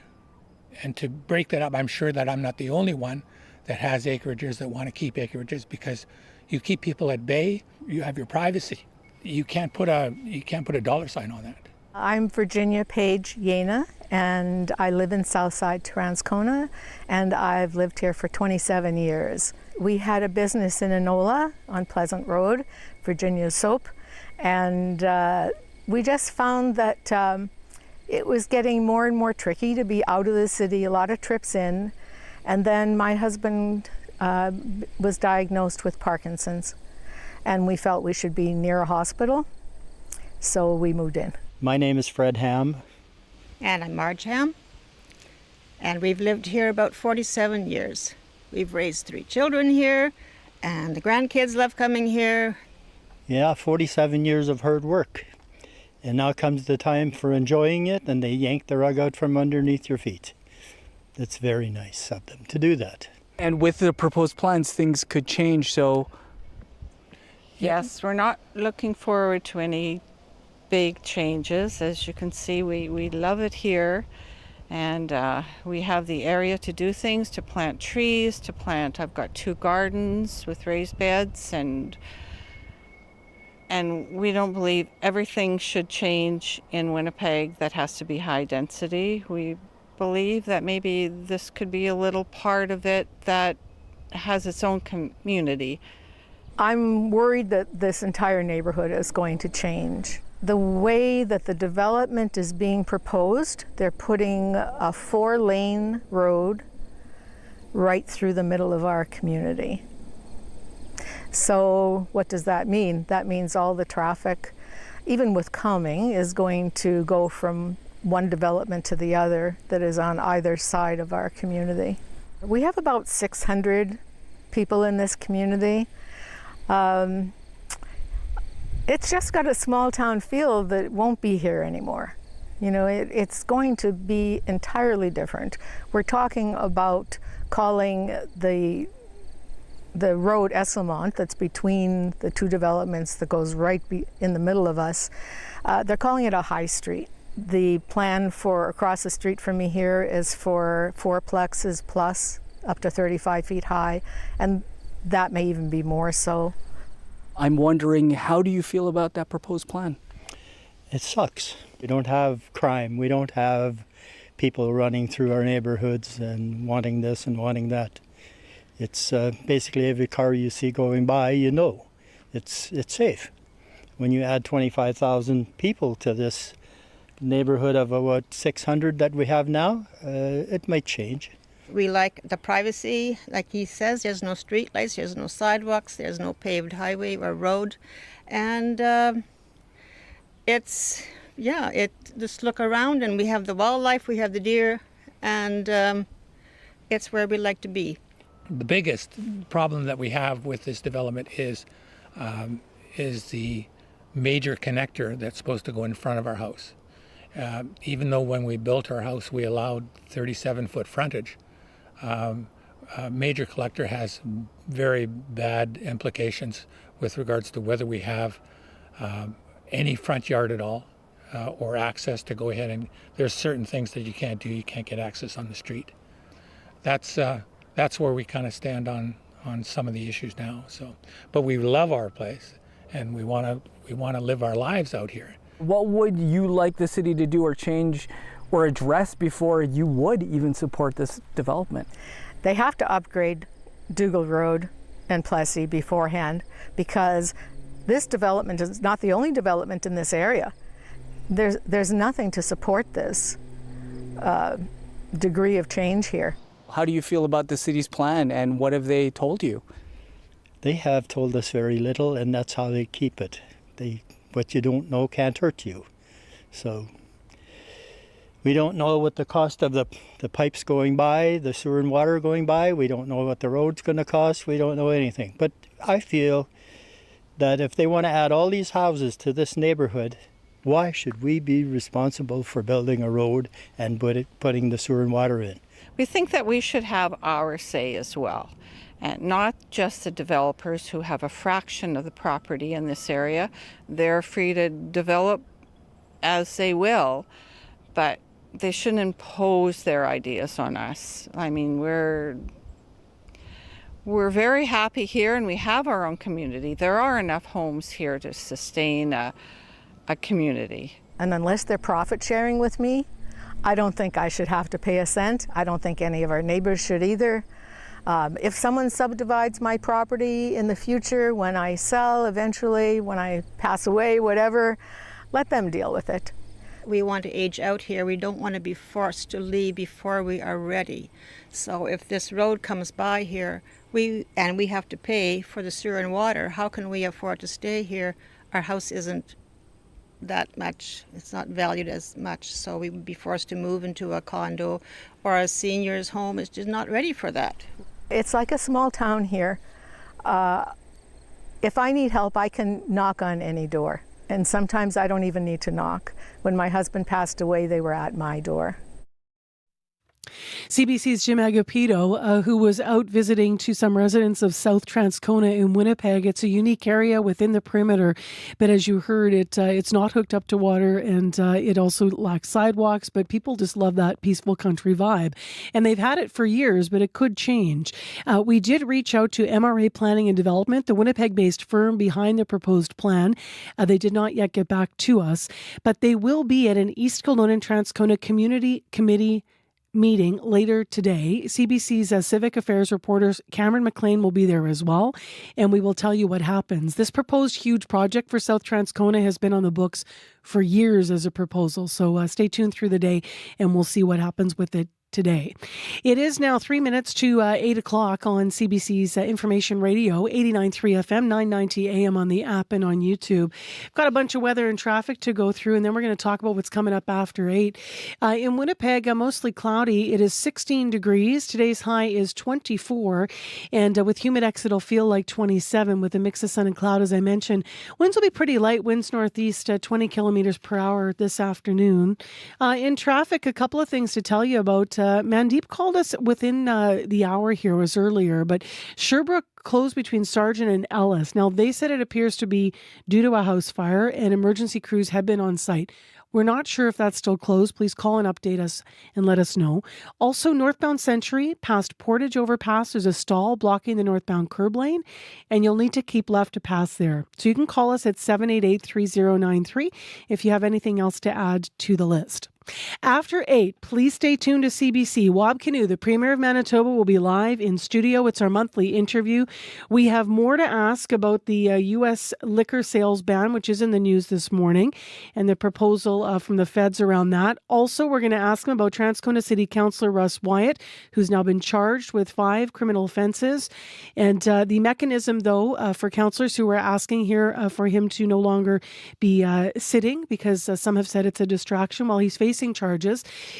He is still, though, going to council meetings. For that to change, the province has to intervene and change their rules. So we're going to ask the Premier about that and more as well. With highlights on some of the stories I've mentioned and others, Josh Crabb is in with headlines. Good morning. I do have a bit of an update on that house fire you mentioned in traffic. We had a CBC videographer there. Flames could be seen this morning coming from the 2.5-story duplex. The windows are boarded up on the home. No word on any injuries at this time, but fire crews were there this morning. There were no reported measles cases in Manitoba for a 3-week period in July. That's the longest stretch without new confirmed infections in the province since March 2025, but experts caution there could be another spike this fall. And a Winnipeg woman is suing suing after fracturing her wrist and suffering a concussion while playing pickleball. A statement of claim says she collided with metal bars, which weren't padded or signed, on an indoor court. Your next local CBC News is coming up at 8:30. All right, thanks, Josh. You're welcome. Coming up next, national and international news on World Report. Stay with CBC, and then our talk with the Premier. I'm Marcy Marcusa.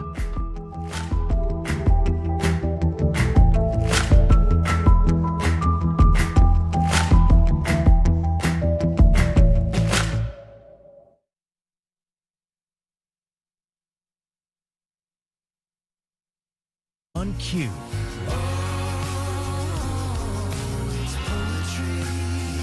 Husband and wife roots rock duo Whitehorse have been playing music together for over a decade. They're currently having a ball as a backup band for Sarah McLachlan. They'll tell you about touring with Canadian legends and what it means to come full circle as a family band. Q, this morning at 10:30 in Newfoundland, and on CBC Listen, or wherever you get your podcasts.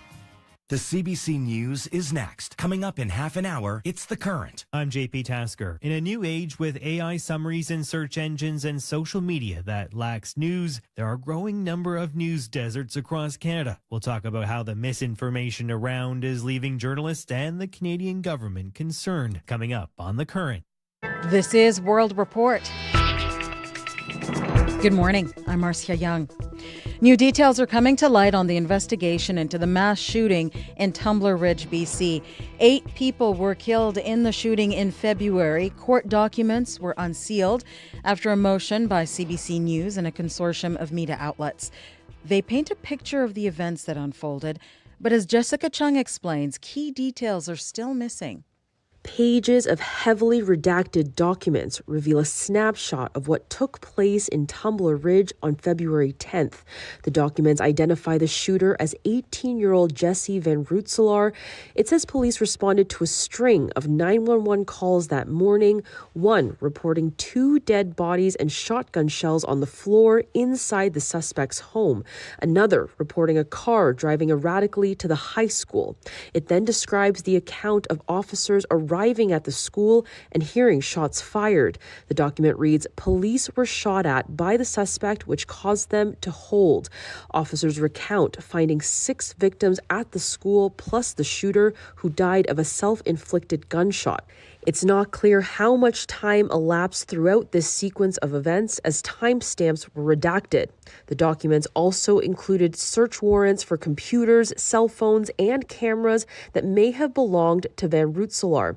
It also outlined that a ChatGPT account believed to be used by Van Rootselaar was subject to an internal review in 2025 after her chat conversations, quote, discussed matters that could be related to the school shooting. Now, up until this point, these documents have been sealed due to an application from police over concerns it could compromise the investigation. The media consortium has been in court this week to argue for the redacted information to be made public. Jessica Chung, CBC News, Vancouver. Officials in British Columbia say rapidly spreading wildfires may be the new norm. The Bald Range fire in the Okanagan region caught many residents off guard.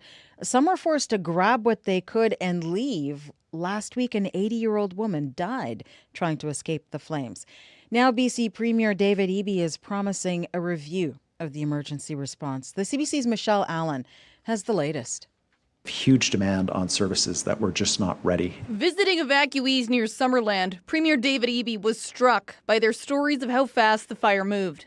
The Bald Range wildfire northwest of Summerland is one of the most volatile fires BC has ever faced. It outran all wildfire service models meant to predict how fast fires grow, leaving no time to issue evacuation alerts. There's an important set of lessons for us to take about how quickly this moved, and that this may be our new normal for fire speed. Eby promised to do an after-action review into the Bald Range fire response.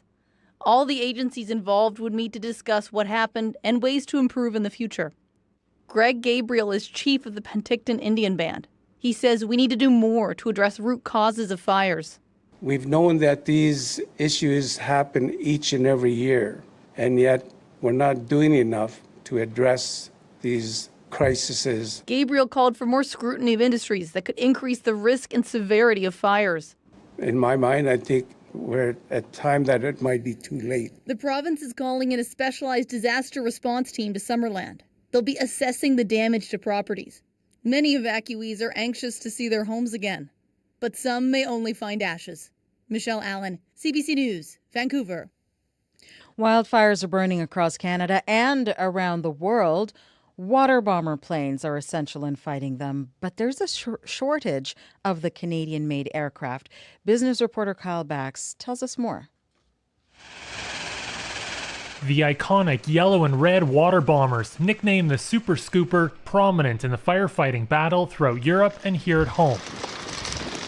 But there is a need for many more of the large Canadair water bombers. We are under pressure. We know that this is a very important aircraft, not only for Canada but for the world. Neil Sweeney is an executive with de Havilland. The company acquired the rights to the Canadair plane and is restarting production, over a decade after Bombardier built the last aircraft in 2015. We take our responsibility to our customers and the people they serve very seriously. Demand is high, but orders are limited by a 6-year wait time. Inside the assembly plant in northeast Calgary, production is still ramping up, eventually able to build 10 planes a year. Right now, the company has 38 orders, not enough to justify a second production line. It's a difficult situation, says John Graddock, aviation expert at McGill University. The world is burning up. And so we need equipment to be able to fight those fires and fight those fires effectively. That's why Alberta's premier is urging her provincial counterparts to partner with Ottawa to place a big order. Sweeney says de Havilland is in talks with the federal government. If we had an order of 50 from Canada as an example, we would build a second line tomorrow. For now, the federal government says it's considering its options, including whether to create a national fleet of modern firefighting aircraft. Kyle Bax, CBC News, Calgary. In Zambia, people are heading to the polls today for the country's presidential election. It's considered to be a test of President Hakainde Hichilema's economic reforms. He is seeking re-election. He was voted into power in 2021, and Zambia's government has seen economic progress in recent years. There are still ongoing concerns about the rising cost of living. Around 8 million people are registered to vote. The results are expected on Monday. People in Germany are marking 65 years since the Berlin Wall was first erected. It cut through the city, separating friends and families for nearly 3 decades. And as the CBC's Marina von Stackelberg tells us from Berlin, Germany is once again dealing with a political divide.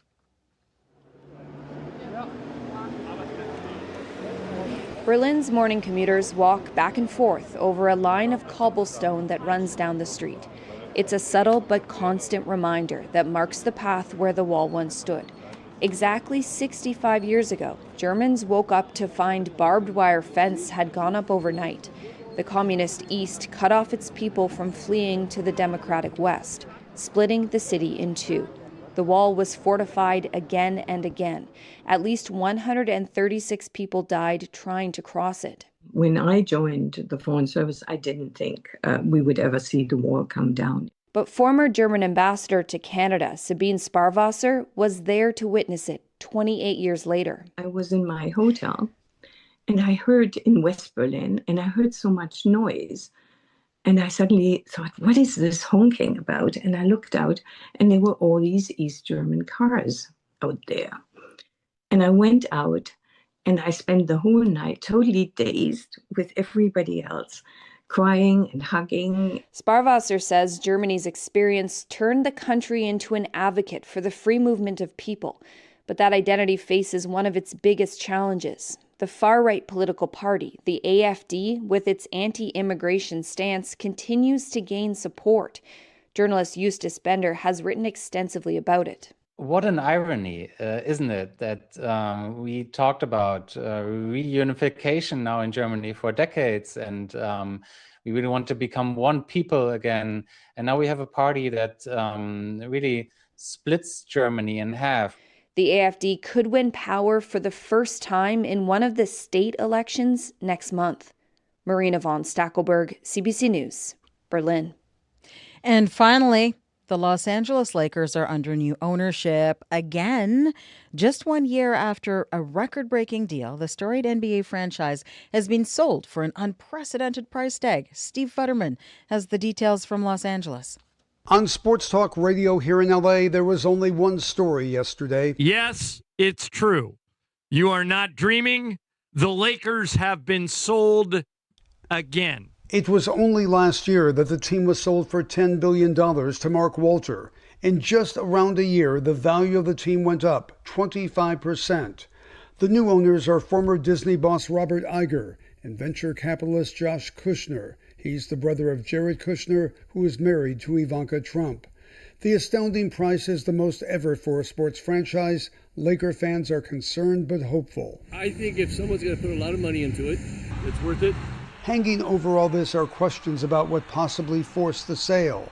Mark Walter is facing a federal investigation looking into possible illegal loans.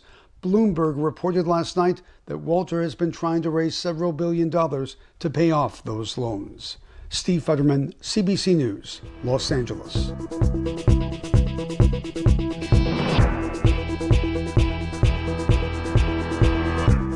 And that is the latest national and international news from World Report. News anytime at cbcnews.ca. I'm Marcia Young.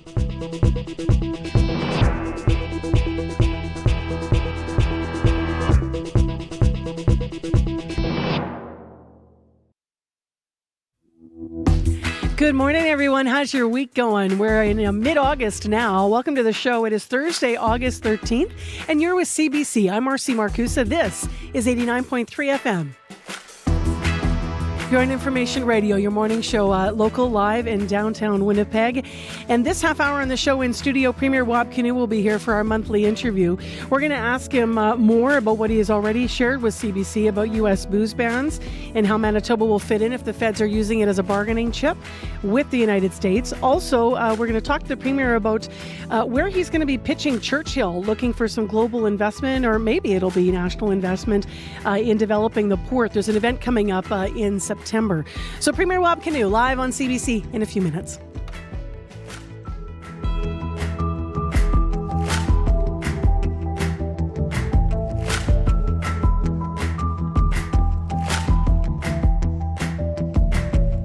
Josh Crabb is here. He's been following other stories. Good morning, Josh. Good morning. The public will get a chance to weigh in today on a plan that would reshape a big chunk of eastern Winnipeg. It would see the construction of approximately 7,500 housing units for more than 20,000 people.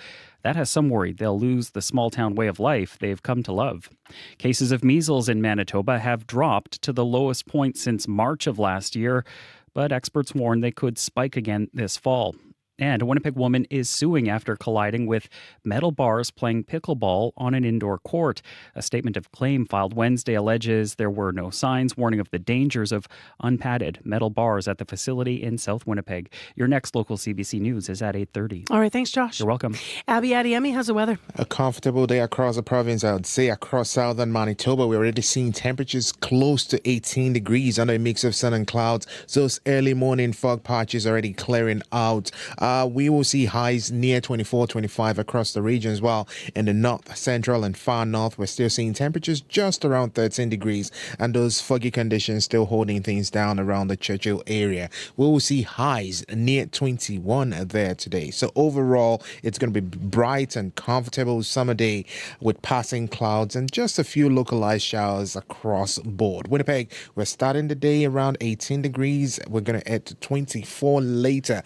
And in traffic, watch out for that house fire closing Sherbrooke Street between Sargent and Ellis. And of course, that stall vehicle on the northbound Century Pass Portage Overpass is still blocking traffic. So take it easy out there. You see anything? Let us know. 788-3093. Hi. Abby, you're going to play a call here, and you're waiting for me to tell you what it's about, and I'm talking to the Premier off mic, so we'll wait for that, because first, we want to talk about who has won our contest. We started just a last-minute contest before 8 o'clock. We had a guest in talking about a unique art show that's coming to Portage Place. It's all art under $100, but it's local artists, so it travels the country, and they involve local. We asked you what you love about local art. Hi, my name is Lindsay, and I'm calling about the contest for some tickets for the art show this weekend. What I like about art is that it can transform a space.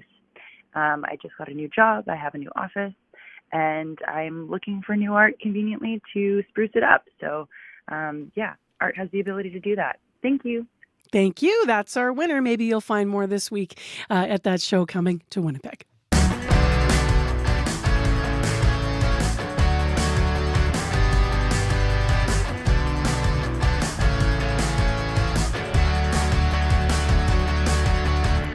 Well, Premier Wab Kinew has been waiting for our monthly interview. He's in studio live. Good morning. Good morning.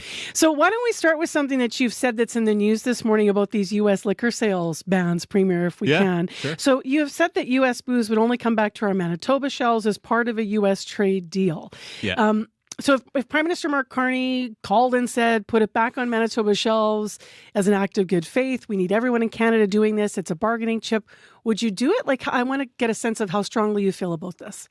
Well, it depends what the deal is. And we've had that conversations. We had a meeting at the end of July where this was a hot topic with the premiers across Canada and with the Prime Minister. And we were all on the same page, both from the perspective of we shouldn't put the booze back on the shelves for nothing. Like, we should use this leverage to advance our interests in the trade conversation. But then on the flip side, if there is something that's going to be beneficial for the steel industry, I think, is top of mind for a lot of Manitobans. Auto and Ontario, some of the other sectors that are hard hit, then we should be willing to play ball. So that's sort of where things stand. We have been talking to the federal government and getting a lot of good updates, but we don't have like an agreement in front of us that we could consider. Yep. So for now, the booze ban will stay in place. Okay, so you're open to it. You don't have any big plans to be a holdout? Not right now. I think anything like that, hypothetically, would depend on the deal. And we've been doing preparations. We've been talking to liquor and lotteries about, how long would it take to put the booze back on the shelves? How much do you have? Stuff like that. So we're getting ready in case that does happen. But as you've seen in some of the reporting on CBC National today, it looks like they're not at a deal yet. No, they're not. Let's talk about something that has to do with the province and the city. Yeah. So as you know, Transcona City Councillor Russ Wyatt is facing now 5 criminal offences. They include sexual assault and drug charges. Winnipeg Mayor Scott Gillingham said in a statement the charges are deeply concerning. He's called for Wyatt to step away from city duties while he's facing these charges. There is, though, no mechanism for that. So Mayor Gillingham is asking for the province to review the legislation to determine whether the city and other municipalities need, could there be another tool where public trust is at stake? Would your government give cities tools to temporarily remove someone like a councillor facing a serious charge while they're awaiting trial? I think we're going to look at it in light of this, but first I just want to say, this is just awful, what's been alleged here, and these charges are really nasty, very creepy, and just disgusting. So yeah, I agree with the mayor. This councillor should step away, and the fact this is happening during an election period just complicates it.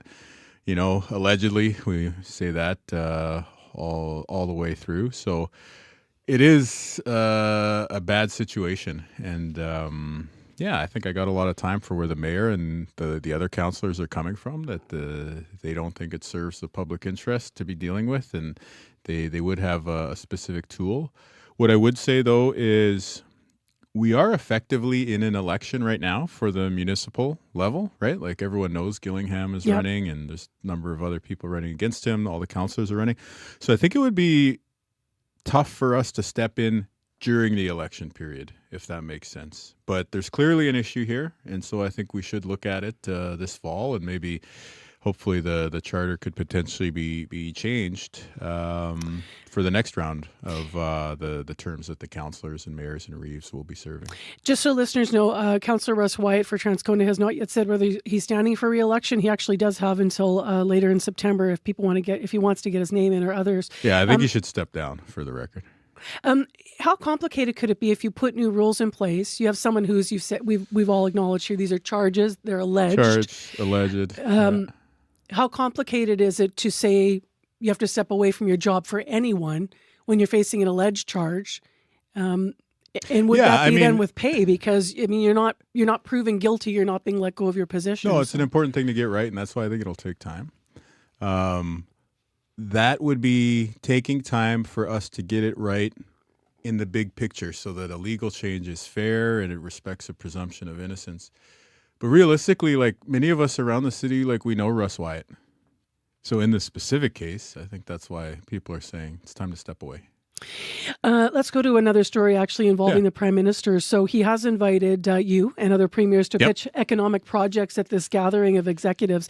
So for listeners, this is 100 global investment companies in Toronto in September. You're going to pitch Churchill Plus as well as several mining projects. You have already said you have a, quote, pretty good offer to put in front of them. What's your sell for Churchill?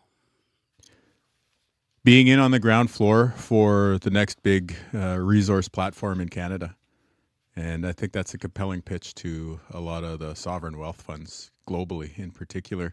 So what do I mean by that? I mean, we have so many of the resources in Western Canada. We got minerals here in Manitoba. You've got energy across Saskatchewan and Alberta. You got forestry, manufacturing, agriculture, so many other great products to ship to Europe and other places around the globe.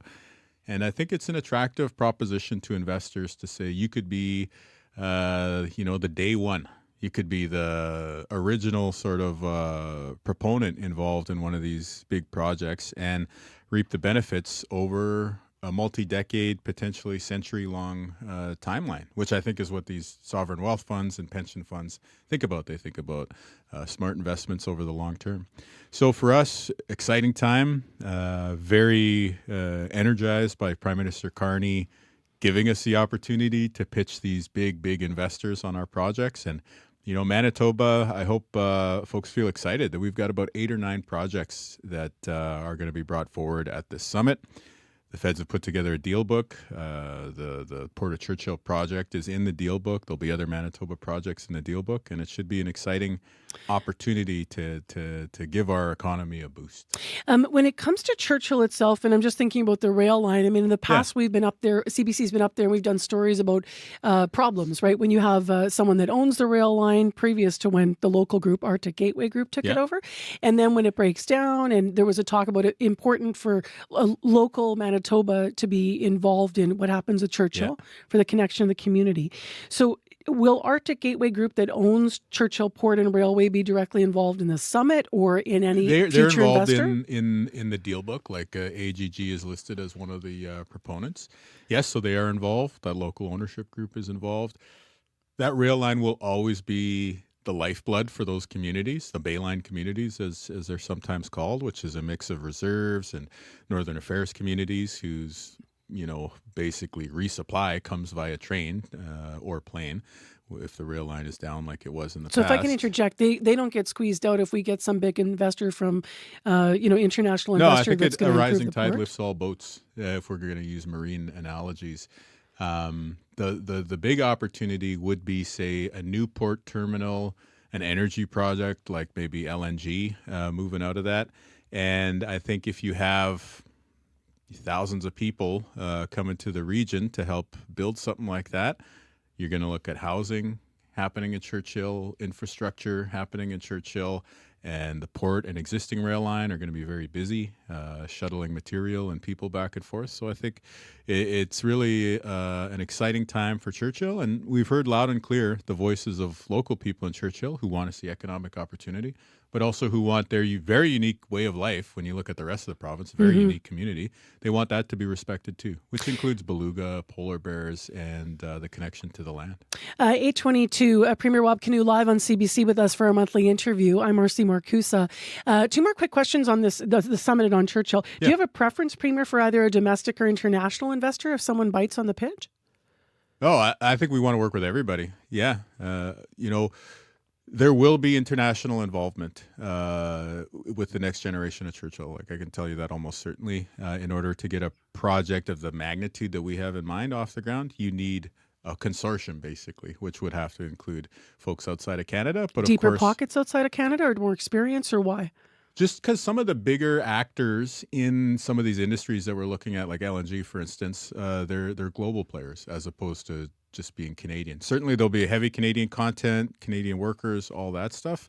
But I think, when you think about the reaction to Donald Trump over the past year and a half and diversifying our economy and making it stronger, I think it's a good thing to be able to count on international finance at the same time that we're building up the Canadian economy with Canadian investors. And last quick snapper on this one. Yeah. There's 6 mining and natural resource projects that are also part of your pitch. Which one do you think has the best chance at maybe being picked up in your view? The one that'll make money the quickest, I guess. It's about half a dozen. That number may go up or down because I think they're still finalizing the deal book and things like that. But think about the minerals that we've already seen developed in Manitoba, like nickel, like gold, things like that, potash, and again, maybe some next generation rare earth type projects too. So that's the sort of thing that we're looking at. As we do that, do we need to set up a separate mining ministry again in Manitoba, which we used to have? And I think now mining is lumped in with ag. So all of these things it's with business development, but yeah, your point is well taken. It may be, but I think Minister Moses is heavily focused on mining and doing a great job with it. Let's finish with the police crackdowns on drugs in Winnipeg that have been happening, if we may, Premier Canoe. Winnipeg police have said that the first 10-day blitz, this was July, 106 arrests, 93 outstanding warrants or breaches due to those, 7 people taken to the province's detox center. Police say property crime in the targeted area, for their stats, went down 10.5% during that crackdown, 16.5% down with violent crime. Those are their stats. Now, that first crackdown wasn't with outreach workers. Just last week, they went out again, police with outreach workers as partners. I'm wondering, as Premier, how are you going to evaluate the success of this? Like, do you look at the number of arrests? Do you look at the stats? How will you evaluate if this is positive for the community? Yeah, I mean, the numbers are always important, but you also have the just the eye test, I guess you would say, when you drive down Main Street, you drive down Portage Avenue, and there's still obviously an issue when we drive down those streets. So I'm glad the police service is doing this. This is why we invest as the province in police officers, and this is why we support law enforcement so they can do this important work.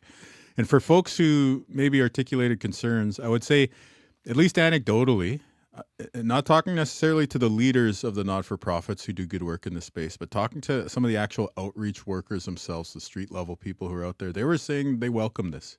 They thought it was a positive initiative. So I got a lot of time for that, for the people who are actually there, hand to hand, handing out granola bars and juice boxes and administering naloxone a lot of the time. And I'm just going to interject because you mentioned people who were had concerns. Kate Schoberg's one of them, Executive Director at Resource Assistant for Youth. She's saying questions remain about if it's a good initiative when she feels that resources could be directed more to detox beds, rapid access to addiction, medicine clinics, and other supports to tackle substance use. So she's questioning the practical outcome of this, which is why I was asking how you're going to measure the outcome of this. So if you go talk to Dr. Rusin, who's the public health expert in our province, he'll tell you that there has to be 4 pillars to fighting drugs, and that does include harm reduction and treatment and prevention, but it also includes enforcement. And so we have opened RAM clinics during our time in office. We just opened the supervised consumption site. So there is a safe place for people to go if they are going to use drugs. We have the protective care center. So if somebody's acting up on a street corner and they are out of control, they don't know what they're doing, they can be removed as a harm. So we've added all these other layers. And so enforcement remains. We have to have law enforcement be tough on drug traffickers in the first instance, but they also have to make sure that the streets are safe for everyone else who lives there. So again, yeah, I got time for people to raise their conscientious objections, but I think the reality is, from what I've heard, this has been welcomed by people who work directly with our relatives on the street, as they say, and certainly I think just the average person out there driving down Portage or driving down Main Street wants us to do more. And so we are. And it's a comprehensive approach that has to include law enforcement. We're going to do the other things, absolutely, but we have to ensure that the police can do their job too. Appreciate the time. Thank you very much. Yeah, thanks. Have a good rest of your summer. You too. That is our Manitoba Premier, Wab Canoe, in studio for our live monthly interview.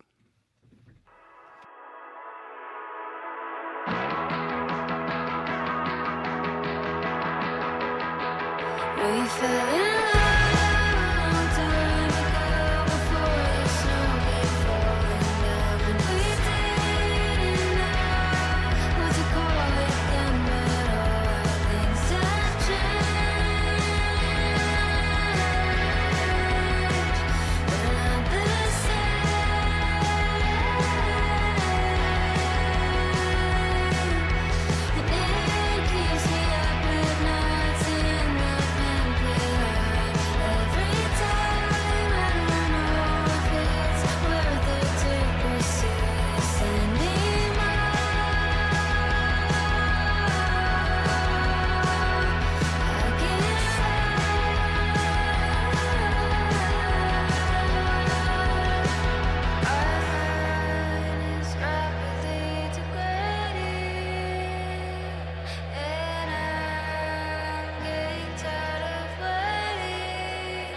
driving away.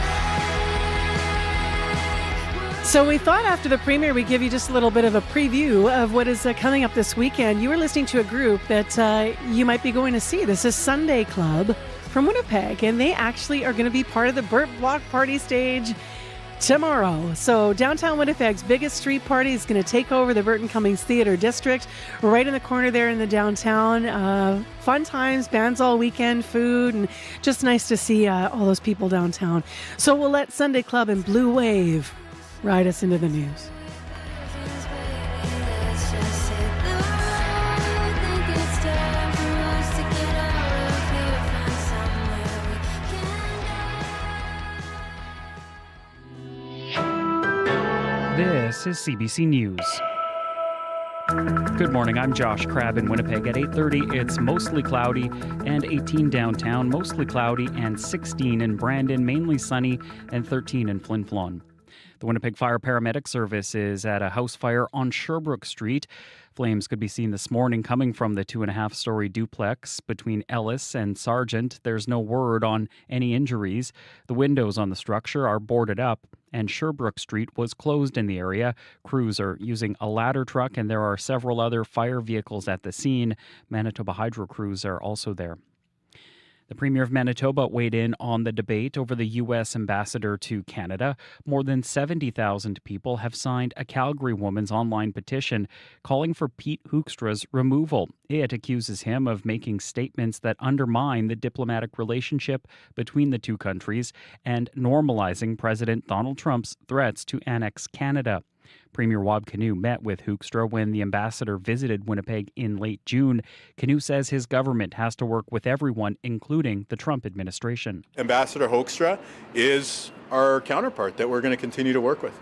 So I understand Canadians' frustration who would have signed the petition, but at the elected level, Ambassador Hoekstra is a serious person, and I found our engagements with him to be important.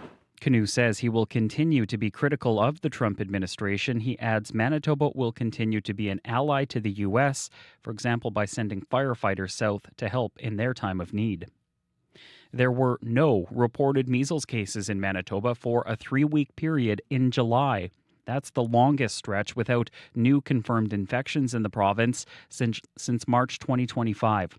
Manitoba Public Health says the spread of the virus is slowing down.